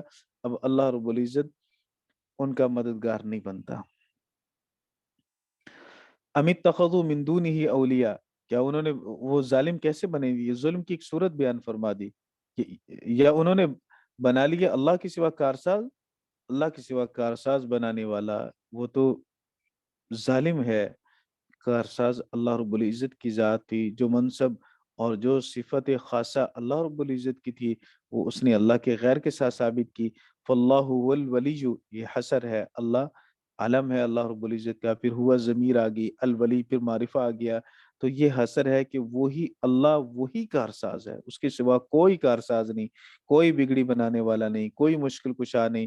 وہ یحیی الموتى، جب ساری کائنات کا کارساز وہی اللہ ہے تو وہی مردوں کو زندہ کرتا ہے، پھر مردوں کو زندہ کرنے پر کسی کو حیرت نہ ہو، کسی کو تعجب نہ ہو، اس لیے کہ اللہ رب العزت ہر چیز پر قادر ہے، وَهُوَ عَلَى كُلِّ شَيْءٍ قدیر، اللہ رب العزت ہر چیز پر قادر ہے۔ اس کی قدرت کو اور اس کی قدرت کو اپنی قدرت کو اللہ تعالیٰ نے اس سے پہلے بیان کر دیا، لَهُ مَا فِي السَّمَاوَاتِ وَمَا فِي الْأَرْضِ کہہ کر، زمین اس کی، آسمان اس کا، اتنی بڑی بڑی مخلوقات کے جو خالق اور مالک ہے، وہ اس بات پر قادر ہے کہ اپنی زمین سے، مٹی سے بنے ہوئے انسان کو دوبارہ زندہ کر دے۔ وَمَا اخْتَلَفْتُمْ فِيهِ مِنْ شَيْءٍ فَحُكْمُهُ إِلَى اللَّهِ، اور جس چیز کے اندر تم اختلاف کرتے ہو، جس بھی چیز کے اندر تم اختلاف کرتے ہو، فَحُكْمُهُ، تو اس کا فیصلہ إِلَى اللَّهِ، اللہ ہی کی طرف ہے، اللہ رب العزت کی طرف اس کا فیصلہ ہے۔ مراد اس سے اگر کافر و مومن کا اختلاف ہو تو پھر اس کا فیصلہ اللہ رب العزت کے سپرد ہے، اور یہ فیصلہ قیامت کے دن ہوگا ان لوگوں کے لیے جو اپنے اپنے مشن پر، اپنے اپنے نظریے پر، اپنی اپنی بات پر ڈٹے رہیں گے۔ کافر کفر پہ ڈٹا ہوا ہے، ایمان والا اپنے ایمان پہ ڈٹا ہوا ہے، اور پھر ان کا فیصلہ قیامت کے دن ہوگا۔ وَمَا اخْتَلَفْتُمْ فِيهِ مِنْ شَيْءٍ، ان میں ضمناً یہ حکم بھی ہے کہ اے ایمان والو، جس چیز کے اندر تم اختلاف کرو، فَحُكْمُهُ إِلَى اللَّهِ، تو اس کا فیصلہ اللہ کی طرف لے جاؤ، کتاب اللہ سے ڈھونڈو، پھر کتاب اللہ کے اندر چونکہ رسول اللہ کی اطاعت ہے تو رسول اللہ سے فیصلہ کرواؤ، رسول اللہ صلی اللہ علیہ وسلم نے اور کتاب اللہ نے دونوں نے اجماع امت کو حجت قرار دیا۔ لہٰذا اجماع امت میں اپنے فیصلوں کو تلاش کرو۔ پھر اللہ کے رسول صلی اللہ علیہ وسلم نے حدیث معاذ بن جبل رضی اللہ تعالیٰ عنہ میں اور قرآن کریم کی بہت ساری آیات مبارکہ کے اندر قیاس شرعی کو بھی حجت قرار دیا گیا، لہٰذا قیاس شرعی کے ذریعے سے ان فیصلوں کا جو حل ہے وہ تلاش کیا جائے۔ لہٰذا وَمَا اخْتَلَفْتُمْ فِيهِ مِنْ شَيْءٍ، اگر اس آیت کو کافر اور مؤمن کے لیے قرار دیا جائے تو پھر فیصلہ اللہ رب العزت قیامت کے دن فرمائے گا ان کے درمیان۔ اور اگر اس سے مراد اہل ایمان کا آپس کا اختلاف بھی مراد لیا جائے تو پھر اس صورت میں گویا یہ حکم ہے اللہ رب العزت کی طرف سے کہ کتاب اللہ کی طرف اپنے فیصلوں کو لے جاؤ، پھر اطاعت رسول اللہ سنت رسول کی طرف، اجماع امت کی طرف، قیاس شرعی کی طرف۔ اس لیے مفسرین کرام نے فرمایا کہ فتویٰ بھی حکم شرعی ہے، لہٰذا فتویٰ کی طرف اپنے فیصلوں کو لے جاؤ، یعنی صاحب فتویٰ سے فتویٰ طلب کر لیا کرو ان مسائل کا جس کے اندر تمہیں اختلاف ہو۔ فحکمہ اللہ، اللہ کی طرف ہے، ذالکم وہی اللہ، ذالکم وہ تمہارا، اللہ اللہ ہے، وہ تمہارا اللہ ہے۔ تو ذالکم مولانا مبتدا بنے گا، اور آگے پھر اللہ رب العزت نے اس مبتدا کی 11 خبریں بیان کی ہیں۔ مبتدا ایک ہے اور خبریں اس کی 11 ہیں۔ نمبر ایک، فحکمہ اللہ، ذالکم مبتدا، اللہ ایک خبر، ربی دوسری خبر، علیہ توکلت تیسری خبر، وإلیہ انیب یہ چوتھی خبر، اور فاطر السماوات والارض پانچویں خبر، جعل لکم من انفسکم ازواجا چھٹی خبر، ومن الانعام یہ من الانعام ازواجا تک، اور یذرؤکم فیہ یہ بن جائے گی اس کی، یہ اسی کے ساتھ ہو جائے گا پچھلے کے ساتھ، لیس کمثلہ شیء یہ ساتویں خبر بنے گی، وہو سمیع البصیر یہ آٹھویں خبر، لہو مقالید السماوات والارض یہ نویں خبر ہے، یبسط الرزق لمن یشاء ویقدر یہ انہ بکل شیء علیم یہ 10ویں خبر، اور شرع لکم من الدین ما وصی بہ نوحا الی آخرہ یہ 11ویں خبر ہے، اور 11ویں ثابت ہو گئی، 11 خبریں ہوگی اس کی۔ ذالکم اللہ وہ تمہارا اللہ ہے، وہی تمہارا اللہ ہے، ربی جو کہ میرا رب ہے، علیہ توکلت جب دعوی توحید کریں گے اور اللہ رب العزت ہی کو اپنا رب مانیں گے، رب کا معنی پالنے والا، رب کا معنی پیدا کرنے والا، رب کا معنی پیدا کرنے کے بعد موت تک ساری ضروریات انسان کی پوری کرنے والا اللہ ہے، اور پھر مرنے کے بعد عالم برزخ ہے، عالم محشر ہے، عالم جنت ہے، عالم جہنم ہے، سارے فیصلے کرنے والا، ہر ایک کو اس کی منزل تک پہنچانے والا اللہ ہے، بخشنے والا اللہ ہے۔ تو یہ ساری صفات صفت رب کے اندر آ جائیں گی۔ ذالکم اللہ وہ اللہ، وہی تمہارا اللہ ہے، اور اللہ کون ہے؟ جو کہ میرا رب ہے، جب وہ میرا رب ہے تو سب کا رب ہے، علیہ توکلت لہٰذا اس رب کی توحید کو بیان کرتے ہوئے تکلیفیں آئیں گی، پریشانیاں آئیں گی، تو یاد رکھو تمہارا بھروسہ اسباب پر ہے، میرا بھروسہ اللہ رب العزت کی ذات پر ہے، علیہ مقدم ہے، توکلت مؤخر ہے، اور تقدیم و تاخیر کی وجہ سے اس میں حصر آ گیا، اس ہی پر میں بھروسہ کرتا ہوں۔ جب بھروسہ اس پر کرتا ہوں تو پھر حق اس بات کا ہے کہ رجوع بھی اس کی طرف کروں، اس لیے فرمایا وَإِلَيْهِ أُنِيبُ اسی کی طرف میں رجوع کرتا ہوں۔ فاطر السماوات والارض آسمان و زمینوں کا پیدا کرنے والا ہے۔ فاطر کہتے ہیں جو عدم سے وجود دے، تو عدم سے وجود دینے والی ذات اللہ کی ہے، زمینوں کو بھی آسمانوں کو بھی۔ جعل لکم من انفسکم ازواجا جس نے تمہارے لیے تمہاری جنسوں سے جوڑے بنائے، انفسکم کا معنی مولانا جنسکم ہے، من جنسکم ازواجا جس نے تمہاری جنسوں سے جوڑے بنائے، وَمِنَ الْأَنْعَامِ أَزْوَاجًا اور جانوروں میں سے بھی جوڑے جوڑے بنائے، بھیڑ بکری اور بکری بکرا بھیڑ اور اس کا چھترا، اس طرح سارے مذکر مؤنث سارے اندر اللہ تعالیٰ نے پیدا کیے۔ یذرؤکم فیہ، یذرؤکم کا معنی ویسے یزرعو کا معنی ہوتا ہے پھیلانا، زیادہ کرنا، تمہیں زیادہ کیا اللہ نے، فی ہی اس میں، کس میں؟ یہ ضمیر کے مرجع کے بارے میں اختلاف ہے، فی کی ضمیر کا مرجع کیا ہوگا؟ بعض نے فرمایا فی کی ضمیر کا مرجع جعل لکم کے اندر جو جعل مصدر ہے وہ مصدر اس کا مرجع ہے، اس بنانے میں اللہ رب العزت نے تمہیں زیادہ کر دیا، اور جعل لکم من انفسکم ازواجا ومن الانعام ازواجا یذرؤکم فیہ کی ضمیر کا مرجع رحم ہے، دوسرا مرجع رحم۔ اب رحم کا لفظ پہلے تو گزرا نہیں ہے لیکن سمجھ میں آ رہا ہے، چونکہ اللہ رب العزت نے تمہیں تمہاری جنسوں میں سے اللہ تعالیٰ نے مادہ بنائی، تمہاری بیویاں بنائی ہیں، جوڑے بنائے ہیں۔ تو وہ جوڑے کیوں بنائے ہیں؟ تاکہ ان کا مذکر کا مؤنث کے ساتھ ملاپ ہو، لہذا اسی ملاپ سے سمجھ میں آ گیا رحم والا۔ تو رحم یزرعکم فیہ، اللہ نے اس رحم کے اندر تمہیں زیادہ کیا۔ پھر یہ مبالغہ کے طور پر فرمایا گیا، فی یہاں تعلیلیہ بن جائے گا، اور جیسے اللہ تعالیٰ نے قرآن پاک میں فرمایا نا کہ وَلَكُمْ فِي الْقِصَاصِ حَيَاتٌ، تمہارے لیے قصاص میں زندگی ہے۔ تو قصاص میں تو زندگی نہیں ہے، قصاص میں تو موت ہے، قصاص کی وجہ سے زندگی ہے۔ ایک کو قصاصاً قتل ہونا پڑے گا تو باقی بہت سارے لوگوں کی جانیں اس وجہ سے بچ جائیں گی کہ کوئی اس سزا کے ڈر سے کسی کو قتل نہیں کرے گا۔ تو اسی طرح اللہ رب العزت نے فرمایا کہ یزرعکم فی، فی ہی کی ضمیر کے مرجع رحم بنائیں، اور پھر فی کو بنائے آپ تعلیلیہ، یا فی کو با کے معنی میں لے لیں، با کو سببیہ بنائیں، تو پھر ترجمہ یوں ہوگا کہ اللہ رب العزت نے تمہیں زیادہ کیا رحم کی وجہ سے، رحم میں رحم کی وجہ سے اللہ رب العزت نے تمہیں زیادہ کیا۔ تو یہ رحم سے چونکہ سلسلہ تناسل آگے چل رہا ہے، انسان کی نسل آگے چل رہی ہے، تو اللہ رب العزت نے اس رحم کی وجہ سے تمہاری تعداد کے اندر اللہ تعالیٰ نے اضافہ کر دیا۔ لیس کمثلہ شیء، اس کی مثل کی طرح کچھ بھی نہیں ہے۔ مولانا کاف بھی مثل کے معنی میں، کاف بھی تشبیہ والا معنی دیتا ہے اور مثل بھی تشبیہ والا معنی دیتا ہے۔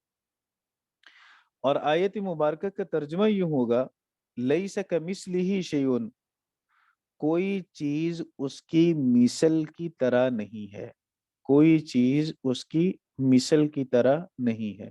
یہ لفظی ترجمہ ہے لیکن یہ ترجمہ ٹھیک نہیں ہے۔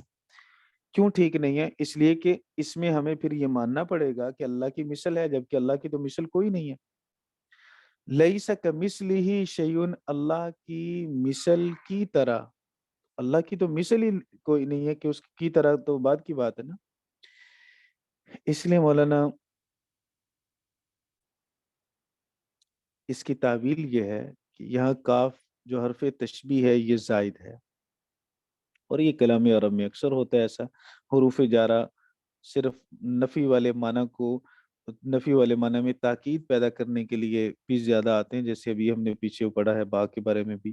تو لیس کمثلہ شیء میں کاف زائدہ ہے، جب کاف زائدہ ہوگا تو پھر ترجمہ یوں بنے گا لیس مثلہ شیء، کوئی چیز اس کی مثل نہیں ہے، نہ اس کی ذات کی مثل ہے، نہ اس کی صفات کی مثل ہے، کوئی نہ اس کے کام کی مثل، نہ اس کے ارادے کی مثل، نہ اس کی مخلوق کی مثل، کوئی چیز بھی اس کی مثل نہیں ہے۔ پھر مثل کو بعض حضرات نے ذات کے معنی میں لیا، بعض حضرات نے صفات کے معنی میں لیا۔ اللہ کی صفات کی مثل کوئی نہیں، اللہ رب العزت کی ذات کی مثل کوئی نہیں۔ بعض نے کہا کہ مثل کا معنی نفس ہے، اور نفس کے معنی میں لفظ مثل عرب میں استعمال ہوتا ہے، لہٰذا ترجمہ یہ ہوگا کہ لیس کمثلہ شیء، اللہ کی ذات کی مثل کوئی چیز نہیں، نفس بمعنی ذات۔ اور بعض حضرات نے مثل کو زائد مانا، لیکن مثل کو زائد ماننا ٹھیک نہیں ہے۔ اس وجہ سے ٹھیک نہیں کہ مثل اسم ہے اور کاف حرف ہے، حرف کا زائد ہونا تو کلام عرب میں عام ہے، لیکن مثل اسم کا زائد ہونا ٹھیک نہیں ہے۔ اور پھر اسم اگر زائد ہوگا تو پھر کاف ڈائریکٹ آگے ہی ضمیر پہ داخل ہوگا، اور حرف جر ضمائر پہ داخل نہیں ہوتا سوائے اشعار کے۔ اشعار میں تو ایسا جائز ہے لیکن اشعار کے علاوہ جائز نہیں۔ اس لیے لیس کمثلہ شیء کا جو صحیح بہترین اس کی تعویل ہے آیت مبارکہ کی، وہ یہ ہے کہ کاف زائدہ ہے، اور مثل بمعنی نفس کے ہے یا مثل بمعنی صفت کے ہے۔ اور آیت کا ترجمہ یہ ہے کہ لیس کمثلہ شیء، اس کی ذات کی مثل کچھ کوئی بھی نہیں ہے، نہ اس کی صفات کی مثل کوئی ہے، کوئی بھی نہ اس کی ذات کی مثل ہے نہ اس کی صفات کی مثل ہے۔ وہ السمیع البصیر، وہ سننے والا ہے، بصیر دیکھنے والا ہے۔ آپ نے شاید صرف کے اندر پڑھ لیا ہوگا سامع اور سمیع میں فرق، باصر اور بصیر میں فرق۔ تو یہ بصیر اس کو کہتے ہیں جو ہمیشہ دیکھتا ہے، سمیع اس کو کہتے ہیں جو ہمیشہ سنتا ہے، کو بولے تب بھی کو نہ بولے تب بھی۔ سامع اس کو کہیں گے جو سنے گا، جب بول رہے ہیں تو سنے گا، نہیں بولیں گے تو سنے گا نہیں اور سامع بھی نہیں ہوگا۔ لہو مقالید، مقالید یہ جمع ہے اسم اعلیٰ کبرا، لہو مقالید السماوات والارض، اس ہی کے لیے ہے آسمان اور زمینوں کی چابیاں، یبسط الرزق لمن یشاء، وہ پھیلاتا ہے رزق کو جس کے لیے چاہے، وہ یقدر اور تنگ کرتا ہے، انہ بکل شیء علیم، بے شک وہ ہر چیز کا جاننے والا ہے، اسے معلوم ہے کس کو رزق زیادہ دینا ہے، اس کو یہ بھی معلوم ہے کہ کس کو رزق زیادہ دینے میں کیا حکمت ہے، اس کو یہ بھی معلوم ہے کس کو رزق کم دینا ہے اور اس کو کم دینے میں حکمت کیا ہے، لہٰذا اللہ رب العزت کی حکمتوں سے ہم واقف نہیں ہیں، جس کو کم دیا کم میں اس کا امتحان، جس کو زیادہ دیا زیادہ کے اندر اس کا امتحان، رزق کی کمی یا زیادتی سے انسان کے اچھا یا برا ہونے کا فیصلہ نہیں کیا جائے گا، رزق کی کمی یا زیادتی سے انسان کو پرکھا نہیں جائے گا، تولا نہیں جائے گا مال کے اندر، اس کے پاس مال زیادہ لہذا بہت اچھا ہے، اس کے پاس مال کم ہے لہذا یہ ٹھیک نہیں ہے، جس کے پاس مال کم ہو یا زیادہ ہو، اللہ کے ہاں اعمال کی قدر و قیمت ہے، اعمال اللہ نے دیکھنے کس کے پاس کم کس کے پاس زیادہ، اور جس کے پاس مال کم ہے وہ مال کے کم ہونے پہ غم نہ کرے کہ اسے اعمال زیادہ کرنے کا موقع مل چکا ہے، مال کی مصروفیت سے اللہ تعالیٰ نے اسے بچا لیا، اور جس کے پاس مال زیادہ ہے وہ اس مال کے زیادہ ہونے کی وجہ سے بہت سارے ان اعمال سے اپنے آپ کو غافل کر لے گا، اس لیے کم مال والوں کو اللہ رب العزت کی تقسیم پہ ناراض نہیں ہونا چاہیے، پریشان نہیں ہونا چاہیے، اللہ رب العزت کا شکر ادا کرنا چاہیے، شرع لکم من الدین ما وصى به نوحا،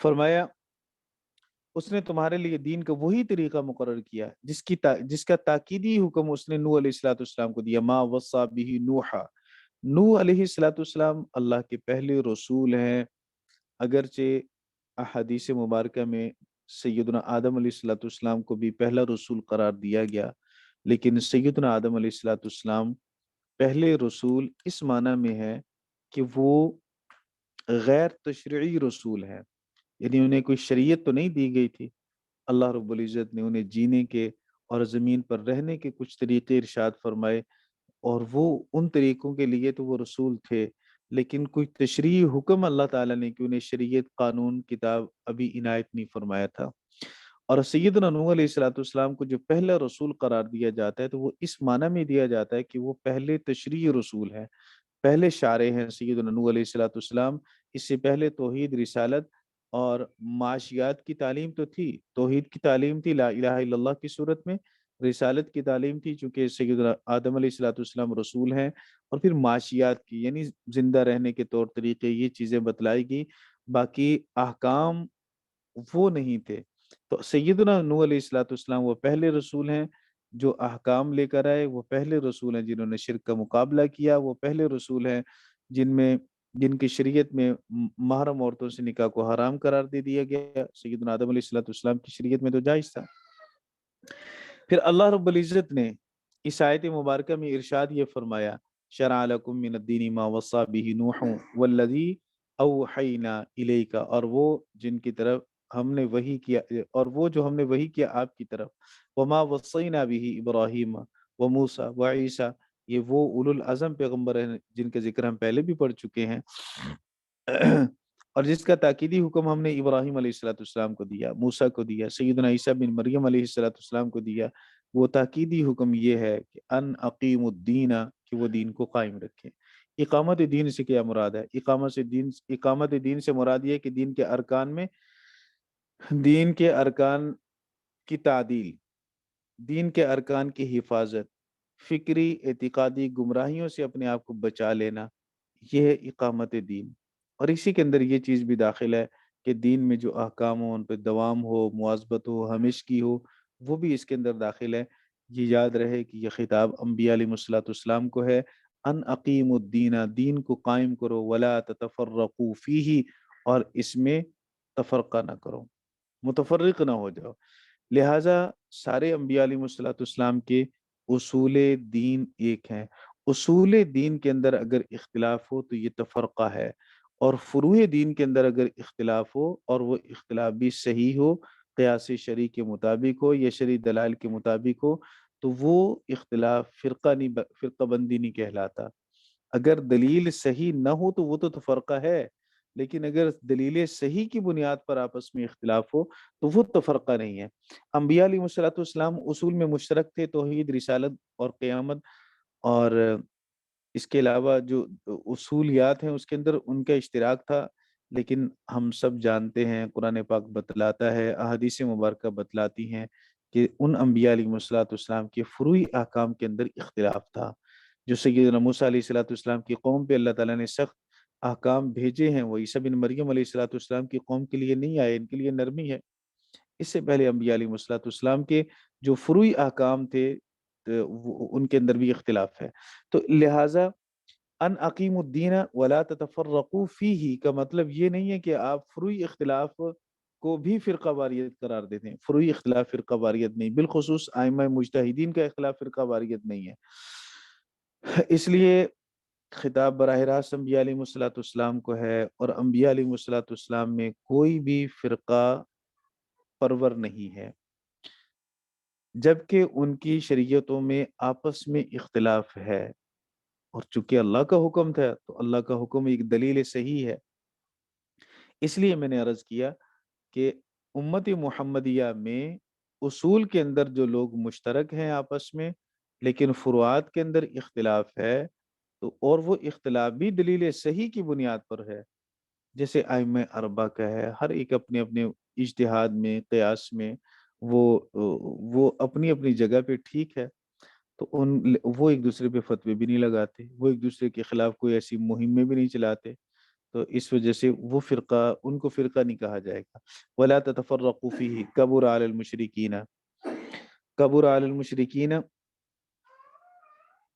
مشرکوں پر وہ بات بھاری ہے، ما تدعوہم الیہ، جس کی طرف تو انہیں بلاتا ہے۔ وہ بات کیا ہے؟ وَلَا الہ الا اللہ ہے۔ وہ بات کیا ہے؟ وہ اصول دین ہے، وہ اللہ کی توحید ہے، نبی پاک صلی اللہ علیہ وسلم کی رسالت ہے، کتاب اللہ کی سچائی اور حقانیت ہے، ان کی طرف آپ انہیں بلاتے ہیں، یہ بات ان پہ بڑی بھاری گزرتی ہے۔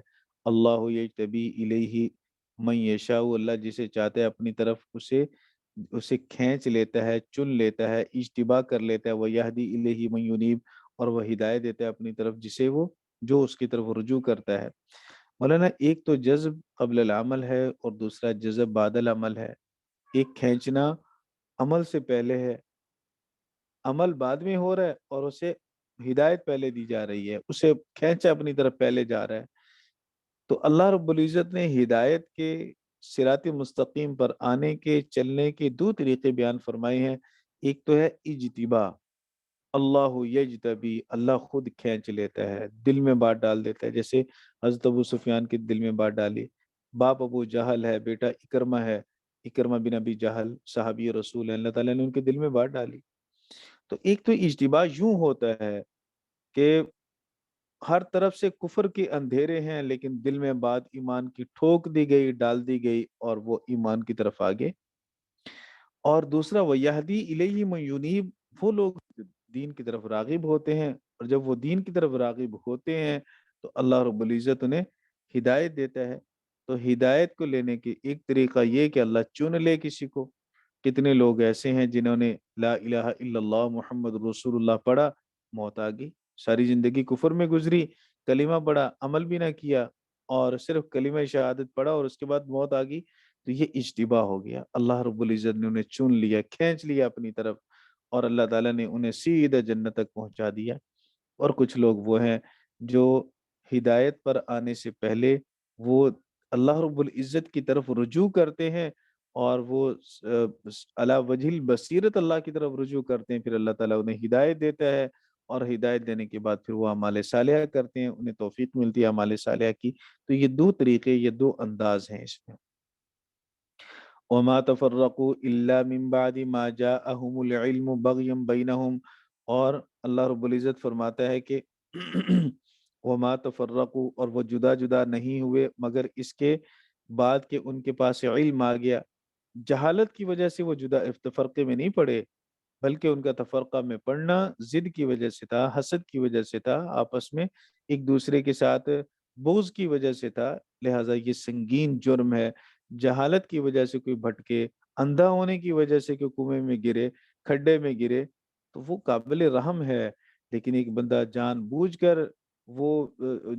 کر گمراہی کے راستے پہ چلتا ہے، تو ایسا انسان قابل رحم نہیں رہتا، پھر اس پر اللہ رب العزت کی گرفت اور پکڑ آتی ہے۔ اس لیے اللہ نے فرمایا وما تفرقوا، وہ ٹکڑے ٹکڑے نہیں ہوئے، فرقوں میں نہیں پڑے، الا من بعد ما جاءہم العلم، مگر یہ کہ مگر بعد اس کے کہ ان کے پاس علم آ گیا۔ جاءہم سے سیدنا عبداللہ بن عباس فرماتے ہیں کہ ہم ضمیر کا مرجع قریش ہے، مخاطب قریش ہے، اور علم سے مراد یہاں نبی پاک صلی اللہ علیہ وسلم کی ذات عالیہ ہے۔ آپ صلی اللہ علیہ وسلم کے آنے کے بعد آپس میں صرف بغض اور حسد کرتے ہوئے وہ فرقوں میں بٹ گئے۔ کہتے تھے ہمارے پاس کوئی کتاب آتی، نبی آتا تو ہم اس پر ایمان لاتے، یہود و نصارہ نے بے قدری کی، کتابوں کی بھی نبیوں کی بھی۔ ہمارے پاس کوئی نبی آتا ہم اس کی اتباع کرتے، پھر وہ نبی آئے، علم لے کر آئے، اور وہ انما بعثت معلما کا پیغام لے کر آئے، لیکن انہوں نے ضد اور حسد کی وجہ سے بغاوت کرتے ہوئے نبی پاک صلی اللہ علیہ وسلم کی مخالفت کی۔ دوسرا آیت کا مطلب پچھلی آیت کے ساتھ ملا کے دوسرا اس کا مطلب اہل کتاب سے لیے گئے، وما تفرقوا الا من بعد ما جاءهم العلم بغيا بينهم، یا اس سے مراد ہر نبی کی امت مراد لے لے، کیونکہ پیچھے اولو العزم پیغمبروں کا نام آ گیا، سیدنا نوح، سیدنا ابراہیم، سیدنا موسیٰ اور عیسیٰ، اور ہمارے آقا صلی اللہ علیہ وسلم، یہ 5 پیغمبر اولو العزم پیغمبر ہو گئے۔ ان اولو العزم پیغمبروں کی جو قوموں نے انکار کیا، تکذیب کی، جبکہ ان کے پاس علم آ گیا، دلائل آ گئے، براہین آ گئے، جس سے حق واضح ہو گیا، باطل کا باطل ہونا واضح ہو گیا، پھر انہوں نے کیوں تفرقے کیوں اختیار کیے؟ کیوں سیدنا عیسیٰ بن مریم کو نعوذ باللہ ابن اللہ کہا؟ کیوں یہودیوں نے سیدنا عزیر کو ابن اللہ کہا؟ کیوں ملائکہ بتوں کی عبادت پہ مصر رہے؟ بغیم بینہم، یہ اس کی وجہ اللہ نے بیان کی۔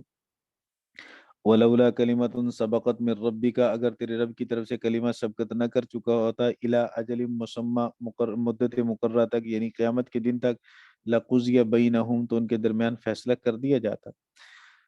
پھر اللہ رب العزت نے یہ فرمایا کہ فرقہ بازوں کو دیکھو، ایک تو تحریف کی انہوں نے، ایک تو انہوں نے اپنی اپنی کتابوں میں اپنی اپنی کتابوں کے اندر قصدن تحریف، لفظی بھی معنوی بھی۔ پھر تعریف یوں بھی ہوئی کہ ان کتابوں کی تراجم تو کیے گئے، متن چھوڑ دیا گیا، پھر تراجم اپنی اپنی مرضی سے کیے گئے۔ پھر تعریف یوں بھی ہوئی کہ ترجمہ جب کیا تو ترجمے کے ساتھ تشریحات جب کی تو تشریحات کو گڑبڑ کر دیا، پتہ ہی نہیں چلا کہ یہ اصل اللہ کا حکم ہے اور یہ اس کی تشریح ہے، بلکہ اپنی تشریح کو بھی اس کے اندر گھسیڑ دیا۔ پھر اس کی کوئی سند محفوظ نہ رکھی کتابوں کی۔ تو جب یہ تین طریقوں سے یوں انہوں نے کتاب کا بیڑا غرق کیا، تورات کا، انجیل کا، تعریف کی اس کے اندر، لفظی بھی معنوی بھی، لازمی طور پر پھر اس کی ثقافت مجروح ہوئی۔ پھر انہوں نے جن کو اپنا نائب اور جانشین بنایا، جو اس کتاب کے وارث بنے، وہ اس وارث بننے کے اہل ہی نہیں تھے، وہ تحقیق کر ہی نہیں سکتے تھے، وہ جدا جدا کر نہیں سکتے تھے، انہوں نے اندھا دھند تقلید کی اپنے آباء و اجداد کی۔ یہ کتاب چونکہ ہمارے آباء و اجداد کی طرف سے آئی ہے، لہٰذا یہ سچی ہے، جبکہ اسی نام کی کتاب تورات دوسروں کے پاس ہے تو اس کے اندر فرق ہے، تیسروں کے پاس ہے اس کے اندر فرق ہے۔ تو یہ بیڑا غرق کیا ان کے بڑوں نے۔ اللہ رب العزت فرماتا ہے ان الذین اورثوا، بے شک وہ لوگ جو وارث بنا دیے گئے، الکتاب، کتاب کے، من بعدہم، ان کے بعد۔ اب یہاں بھی من بعدہم کی ضمیر کے بارے میں ایک رائے یہ ہے کہ ہم الیہود والنصارى، اس سے مراد یہودی اور عیسائی ہیں، کہ یہودی اور عیسائی دونوں جب اس کتاب کے وارث بنا دیے گئے، تورات کے، انجیل کے، لفی شک منہ مریب، تو یقیناً وہ شک میں پڑے ہوئے ہیں محمد صلی اللہ علیہ وسلم کے بارے میں، اور وہ شک میں پڑے ہوئے ہیں قرآن پاک کے بارے میں، کہ وہ کتاب تو محرف تھی، تورات ہو یا انجیل ہو، وہ کتاب تو مبدل تھی، تورات ہو یا انجیل ہو۔ پھر جب وہ وارث بنائے گئے اس کتاب کی تو انہیں اس کتاب پر خود یقین نہیں تھا، اعتماد نہیں تھا۔ جب اس کتاب پر اعتماد نہیں تھا تو نبی پاک صلی اللہ علیہ وسلم کی علامات پڑھ کر، وہ پڑھنے کے باوجود بھی نبی پاک صلی اللہ علیہ وسلم پر یقین کامل نہ کر سکے، کیونکہ اصل کتابی کے اندر شک ہے انہیں، تو کتابیں آپس میں نہیں ملتی۔ قصور کس کا ہے؟ قصور ان کے بڑوں کا ہے۔ کیوں؟ انہوں نے تحریف کے راستے چھوڑے، تشریحات کو اصل کتاب کے اندر گھسیڑ دیا، فرق نہ کیا، ترجمے متن کے بغیر کیے گئے، اور پھر ان کی سند بھی محفوظ نہ کی گئی۔ تو یہ اور اسی طرح کے طریقے، مال کے نشے میں آ کر اور اپنے عہدوں کے نشے میں آ کر انہوں نے قصدن بھی تحریفیں کی۔ مالدار کے لیے حکم اور بیان کیا، غریب کے لیے حکم اور بیان کیا۔ تو جب یہ سارا کچھ ہوا تو اصل انجیل پر بھی اعتماد اٹھ گیا، اصل تورات پر بھی اعتماد اٹھ گیا، بعد کے علماء کو بھی اعتماد نہ رہا، جو وارث بنے ان کے۔ پھر اس کا نتیجہ کیا نکلا؟ اس کا نتیجہ یہ لازمی طور پر نکلا کہ لفی شک منہ مریب، اس کی وجہ سے وہ محمد صلی اللہ علیہ وسلم کے بارے میں بھی شک کرنے لگے۔ جب اصل پہ یقین نہ رہے گا تو اس سے ثابت ہونے والے حکم پہ یقین کیسے ہوگا؟ تورات تو بتلا رہی ہے کہ محمد صلی اللہ علیہ وسلم اللہ کے سچے نبی ہیں، لیکن اس تورات پہ تو یقین ہو، انہیں تو اس تورات پہ یقین نہیں ہے اور اس انجیل پر ہی یقین نہیں ہے، لہٰذا وہ قرآن پاک کے بارے میں بھی شک میں رہے، نبی پاک صلی اللہ علیہ وسلم کے بارے میں بھی شک کیا انہوں نے۔ دوسرا مطلب یہ ہے کہ وَإِنَّ الَّذِينَ أُورِثُوا الْكِتَابَ مِن بَعْدِهِمْ سے مراد مشرکین مکہ ہے، کہ جنہیں کتاب کا وارث بنایا گیا ان کے بعد پھر مشرکین مکہ، یہ لفی شک منہ مریب، جو کہتے تھے کہ ہمارے پاس نبی آتا تو ہم اس پر ایمان لاتے، ان کے پاس نبی آیا وہ تو شک میں پڑے ہی پڑے تھے، یہ بھی شک میں پڑ گئے۔ لفی شک منہ مریب فَلِذَالِكَ، توحید کی وجہ سے، فَدْعُوا، دعوت دیجیے، اسی توحید کی دعوت دیجیے۔ فَلِذَالِكَ کا مشار لے توحید ہے۔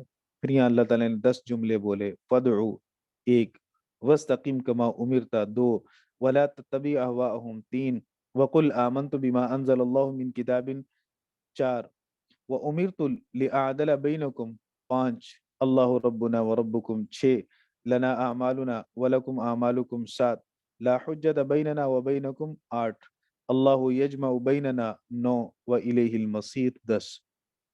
تفسیر ابن کثیر میں ہے کہ یہ 10 جملے اللہ رب العزت نے بولے، اور کیا ہے؟ فَلِذَالِكَ، دعوت دیجیے، اسی وجہ سے، توحید کی وجہ سے، فَدْعُوا، بلائیے، یا محمد صلی اللہ علیہ وسلم۔ جب آپ توحید کی طرف بلائیں گے تو پھر لازمی طور پر مشکلات آئیں گی، استقامت کا حکم ہے۔ وَاسْتَقِمْ كَمَا أُمِرْتَ، اس جملے کی تشریح، استقامت کی تعریف اور اس کی توضیح ہم کر چکے ہیں پہلے۔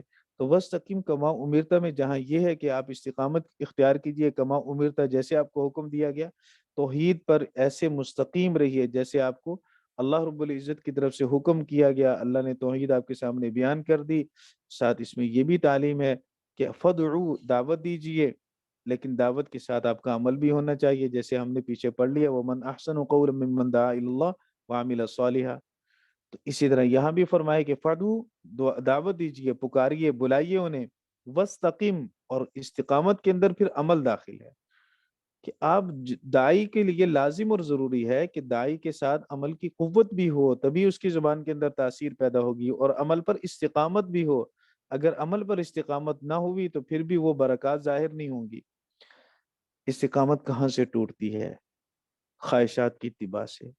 اس لیے اللہ نے فرمایا وَلَا تَتَّبِعْ أَهْوَاءَهُمْ، ان کی خواہشات کی پیروی نہ کیجیے، ان کی خواہشات کی پیروی نہ کیجیے۔ یہ بالفرض والمحال اللہ کے رسول صلی اللہ علیہ وسلم کو تو حکم ہے، مخاطب جو وہ ہیں، لیکن سنایا جا رہا ہے ہمیں اور آپ کو، پیارے آقا صلی اللہ علیہ وسلم تو ان کی خواہشات کی کبھی بھی پیروی نہیں کریں گے۔ انہوں نے کہا ہم مال و دولت اکٹھا کر کے دیتے ہیں، لے لیجئے۔ انہوں نے کہا کہ آپ جس عورت پہ ہاتھ رکھیں گے ہم نکاح کروا دیں گے، آپ سردار بننا چاہتے ہیں ہم سردار بنائیں گے، آپ ہمارے سردار بن جائیں، بادشاہ بن جائیں، اور جو کچھ آپ لینا چاہتے ہیں لے لیجئے ہم سے، لیکن ہمارے بتوں کی تردید چھوڑ دیجئے، ہمارے بتوں پہ ہاتھ رکھ دیجئے۔ اللہ کے رسول صلی اللہ علیہ وسلم نے فرمایا نہ ہاتھ رکھوں گا نہ تردید چھوڑوں گا، دونوں کام اسی طرح برابر ہوتے رہیں گے۔ حامیم سجدہ کے شروع میں ہم نے واقعہ عرض کیا تھا۔ تو ان کی خواہشات کی پیروی اللہ کے رسول تو نہیں کریں گے، بعد والوں کو سمجھایا گیا آپ بھی ان کی کسی کافر کی خواہشات کی وجہ سے توحید میں لچک مت دکھائیے، دین کے اندر تبدیلی مت کیجیے، دین میں تغیر مت کیجیے، استقامت اس پہ دکھائیے۔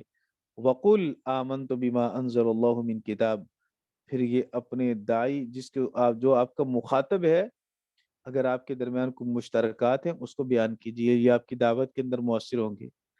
تو یہ ایک اللہ رب العزت نے نبی کریم صلی اللہ علیہ وسلم سے فرمایا کہ آپ کہہ دیجئے آمنت بما انزل اللہ من کتاب، اللہ نے جو بھی کتاب نازل کی میں تو اس پر ایمان لاتا ہوں۔ منکر تم ہو قرآن کریم کے، ہم تو منکر نہیں ہیں تورات کے، ہم تو منکر نہیں ہیں انجیل کے، ہم تو مانتے ہیں زبور کو، ہم تو ان صحائف کو مانتے ہیں جو سیدنا ابراہیم علیہ الصلوۃ والسلام کو ملے۔ انکار تمہارے پاس ہے، ہم سب نبیوں کے ماننے والے ہیں، تنگ دامن تمہارا ہے، اور جو اس کو تنگ دل تم لوگ ہو کہ تم ہمارے نبی صلی اللہ علیہ وسلم کا انکار کرتے ہو. تم کہتے ہو حضرت عیسیٰ اللہ کے نبی ہیں، ہم کہتے ہیں آمنا وصدقنا. تم کہتے ہو حضرت موسیٰ علیہ الصلوۃ والسلام اللہ کے رسول ہیں، ہم کہتے ہیں آمنا وصدقنا.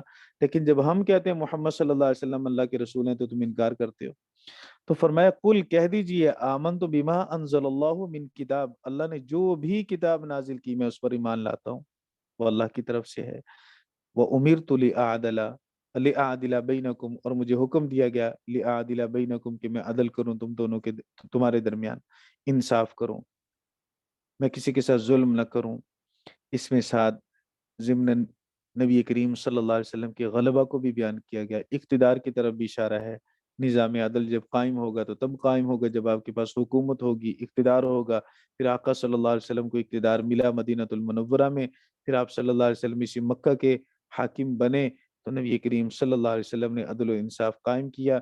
مشکات المصابیح میں ہے، نبی کریم صلی اللہ علیہ وسلم نے فرمایا کہ 3 باتیں انسان کو نجات دینے والی ہیں. نمبر 1، القول بالحق فی الرضا والسخط، خوشی ہو یا غم ہو، ناراضگی ہو، دونوں صورتوں میں صحیح بات کرنے والا یہ نجات پائے گا. القصد فی الغناء والفقر، فقر میں اور غنا کے اندر میانہ روی اختیار کرنے والا، پیسے زیادہ ہو تو فضول خرچی نہ کرے، تنگ ہو تو کنجوس نہ بن جائے، دونوں حالتوں کے اندر وہ میانہ روی کے ساتھ چلے. تو اللہ رب العزت کے رسول نے فرمایا کہ یہ عادت بھی کامیابی کی دلیل ہے. اور فتق واللہ فی السر والعلانیہ، علانیہ ہو یا سر ہو، تنہائی ہو یا سب کے سامنے ہو، خلوت ہو یا جلوت ہو، دونوں صورتوں میں اللہ سے ڈرے تو یہ چیز بھی اسے نجات دے دے گی. 3 چیزیں فرمایا ہلاکت والی ہیں. شح مطاع، نمبر 1 ایسی کنجوسی بخل جس کی اطاعت کی جائے، پیسہ جہاں خرچ کرنا ہے وہاں نہیں کر رہا، بیوی بچوں پہ، دوست احباب پہ، جہاں ضرورت ہے خرچ کرنے کی وہاں بھی ہونے کے باوجود بھی خرچ نہیں کر رہا، یہ بخل ہے. ایک تو یہ کہ ہے نہیں ہے، ایک یہ کہ ہے پھر بھی خرچ نہیں کر رہا. تیسرا ہون متبعون، ایسی خواہشات جس کی اتباع کی جائے. ہمارے آقا صلی اللہ علیہ وسلم کو حکم دیا گیا اور ہمیں امت کو سمجھایا گیا ولا تتبع اہواءہم، ان کی خواہشات کی پیروی نہ کیجیے. اللہ کے رسول نے فرمایا کہ خواہشات کی پیروی کرنے والا وہ بھی ناکام ہوگا، خسارے میں جائے گا. نمبر 3 اعجاب المرء بنفسہ، انسان کا خود کو اچھا سمجھنا، جس کو صوفیہ کرام عجب کہتے ہیں، جس کو ہم اردو میں ترجمہ کریں گے تو خود پسندی کے ساتھ اپنے آپ کو اچھا سمجھنا. میرا عمل اچھا، میری شکل اچھی، میرا مال اچھا، میرا عہدہ اچھا، ہر اعتبار میں اسے اپنی اچھائی نظر آئے، اپنا کردار اچھا، باقی سارے برے، ہر ایک پہ تنقیدی نظر، اپنی تعریف سننا چاہتا ہے. تو یہ عجب انسان کے اندر جب آ جاتا ہے، خود پسندی جب آ جاتی ہے، اللہ کے حبیب نے فرمایا کہ یہ بھی اسے ہلاک کر دینے والی ہے. تو اس لیے نبی کریم صلی اللہ علیہ وسلم نے فرمایا کہ مجھے یہ حکم دیا گیا کہ لِأَعْدِلَ بَيْنَكُمْ، میں تمہارے درمیان انصاف کروں. اللہ ربنا و ربکم، اللہ ہی ہمارا رب ہے اور تمہارا رب ہے، وہی پالنے والا ہے. لنا اعمالنا ولکم اعمالکم، تمہارے اعمال ہمارے اعمال ہمارے لیے، تمہارے اعمال تمہارے لیے. ایک تو یہ برات والی صورت ہے، جیسے لکم دینکم ولی دین فرمایا، تمہارے لیے تمہارا دین، ہمارے لیے ہمارا دین. دوسرا آیت مبارکہ کا مطلب یہ ہے لنا اعمالنا، دوستو بھائی بزرگوں، اچھے عمل کرو گے آپ کو فائدہ ہوگا، برے عمل کرو گے تو آپ کو نقصان ہوگا. اور آپ کے اچھے عمل آپ ہی کے لیے ہے، ان کا ہمیں فائدہ نہیں ہوگا. آپ کے برے عمل کا وبال بھی آپ ہی پر ہے، اس کا وبال ہم پر نہیں آئے گا. جس سے مشرکین کہتے تھے اعمال، ہمارے برے اعمال تو ان کے کھاتے میں ڈال دیے جائیں گے. مشرکین مکہ کہتے تھے جتنے بھی گناہ تم نے کرنے ہیں ہماری بات مان لو، بتوں کو سجدہ کرو، تمہارے اعمال کا ذمہ ہم لیتے ہیں، قیامت والے دن ہم جانے اور اللہ جانے، ہم تمہیں اللہ سے چھڑا لیں گے. جیسے شیعہ حضرات کہتے ہیں کہ جتنے برے کام کرنے کر لو، زنا کرو، چوری کرو، ڈکیٹی کرو، سب کچھ کرو، شرابیں پیو، تمہارے سارے برے اعمال سنیوں کے نامہ اعمال میں لکھے جائیں گے، اور سنیوں کے سارے اچھے اعمال تمہارے نامہ اعمال میں لکھے جائیں گے. اس لیے وہ کالے پیلے سب اعمال کرتے ہیں جی، شوق و ذوق سے کرتے ہیں. اللہ نے فرمایا کہ ایسا کوئی نہیں ہوگا، یہ ادھیر نگری اللہ کی عدالت میں نہیں چلے گی. لنا اعمالنا، ہمارے لیے ہمارے اعمال، ولنا ولکم اعمالکم، تمہارے لیے تمہارے اعمال. لنا اعمالنا، ہماری توحید والا عقیدہ ہمارے لیے، ولکم اعمالکم، تمہارے شرکی اعمال تمہارے لیے. لا حجت بیننا و بینکم، فرمایا دلائل واضح ہو چکے ہیں، آپس میں جھگڑا کرنے کی اب ضرورت باقی نہیں رہی. کیا بحث و مباحثہ کرنا، کیا مناظرہ اور مجادلہ کرنا. اتنے دلائل واضح ہو جانے کے بعد اب یہ ہے کہ ماننا ہے مانو، نہیں ماننا تو بحث نہیں کریں بس۔ اللہ یجمع بیننا، اللہ ہمیں ہمارے درمیان جمع کرے گا۔ ایک دن اللہ نے مقرر کر رکھا ہے کہ اس دن اللہ رب العزت سب کو اکٹھا کر کے پھر اللہ فیصلہ کرے گا۔ وَإِلَيْهِ الْمَصِيرُ، اسی کی طرف لوٹ کے جانا ہے۔ وَالَّذِينَ يُحَاجُّونَ فِي اللَّهِ، اور وہ لوگ جو اللہ کے بارے میں جھگڑا کرتے ہیں، جب یہ مبتدا ہے، یہ مبتدا ہے، اور حجتہم یہ مبتدا ثانی ہے، داہزتن اس کی خبر مبتدا ثانی کی ہے، پھر یہ مبتدا اپنی خبر سے مل کر الذین یحاجونک یہ اس کی خبر بن جائے گا۔ تو اللہ نے فرمایا والذین یحاجون فی اللہ، جو اللہ کے بارے میں جھگڑا کرتے ہیں، اللہ کی توحید کے بارے میں جھگڑا کرتے ہیں، اللہ کے دین کے بارے میں جھگڑا کرتے ہیں، والذین یحاجون فی دین اللہ، فی توحید اللہ، تو فی وحدانیت ہی، اللہ کی وحدانیت میں جھگڑا کرتے ہیں، اللہ کے دین میں الجھتے ہیں، من بعد ما استجیب لہ، بعد اس کے کہ اس سے قبول کر لیا گیا۔ عقل مندوں نے، دانش مندوں نے، صاحب فہم و بصیرت نے، صاحب عقل و دانش نے جب دین اسلام کو قبول کر لیا تو اب حجت تو ایک یوں بھی تمام ہو گئی، دلائل کے اعتبار سے بھی اور قبولیت کے اعتبار سے بھی۔ اب تو تمہیں ایمان لانا چاہیے، جب عقل مند لوگ ایمان لا چکے ہیں، جب وہ قبول ہو چکا ہے۔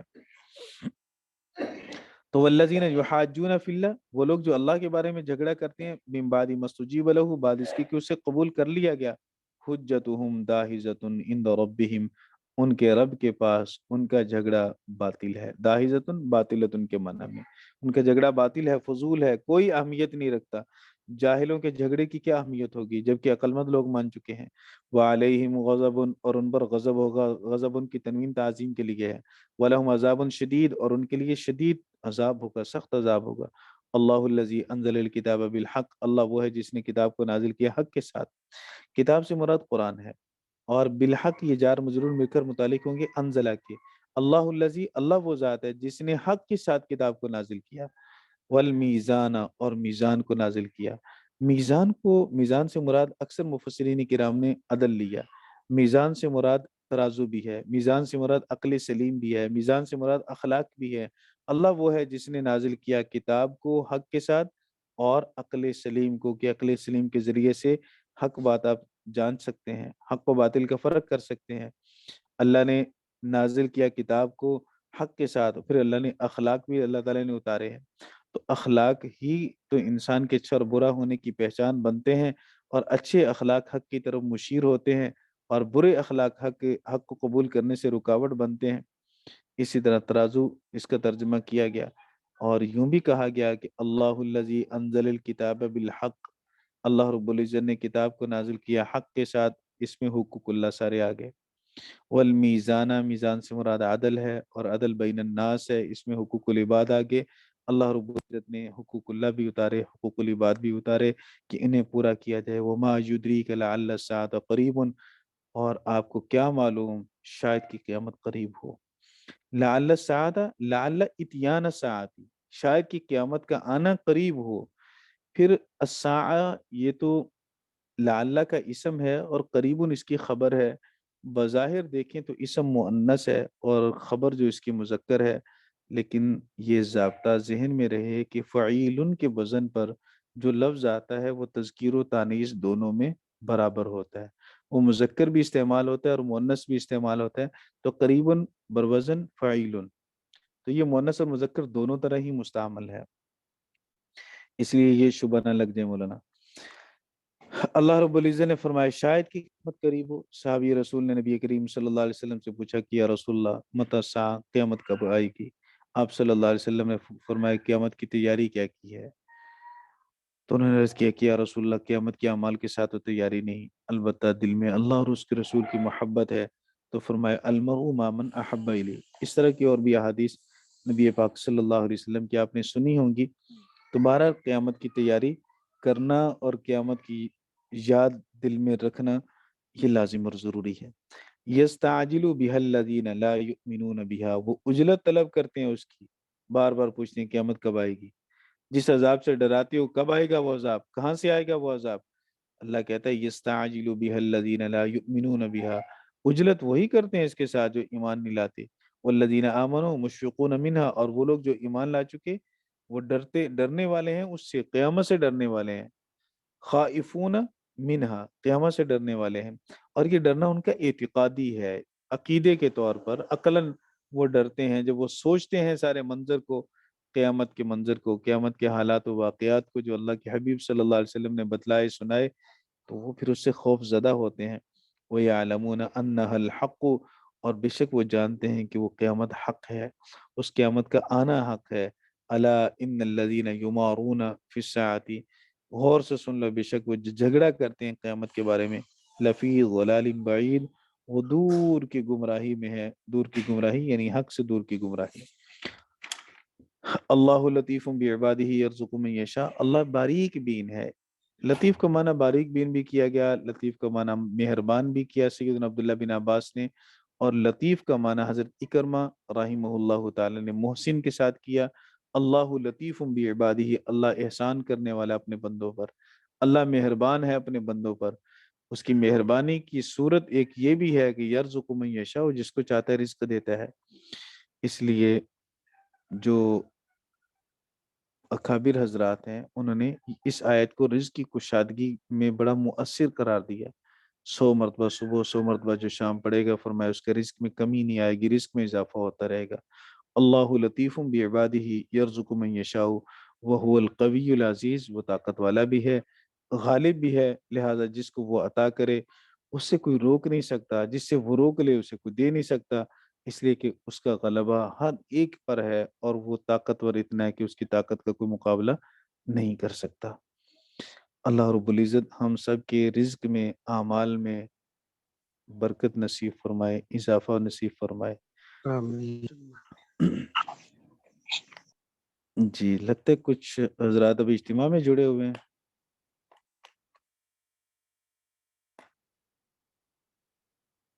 کیوں جی حضرات؟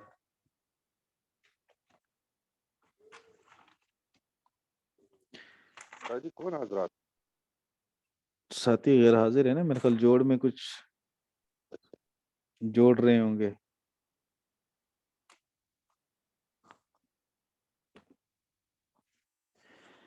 چلیں جی، سبق کے متعلق بات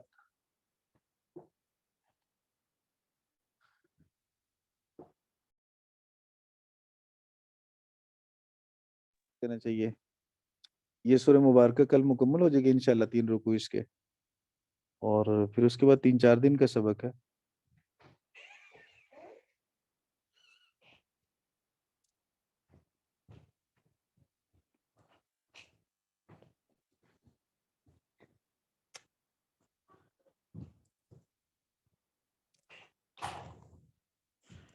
کوئی بات سبق کے متعلق تو نہیں پوچھنی بھائی؟ سب ٹھیک ہے تو آرام فرمائیں پھر۔ الحمدللہ استاد جی، جزاک اللہ خیر۔ چلیں ٹھیک ہے جی، فی امان اللہ، السلام علیکم ورحمۃ اللہ وبرکاتہ۔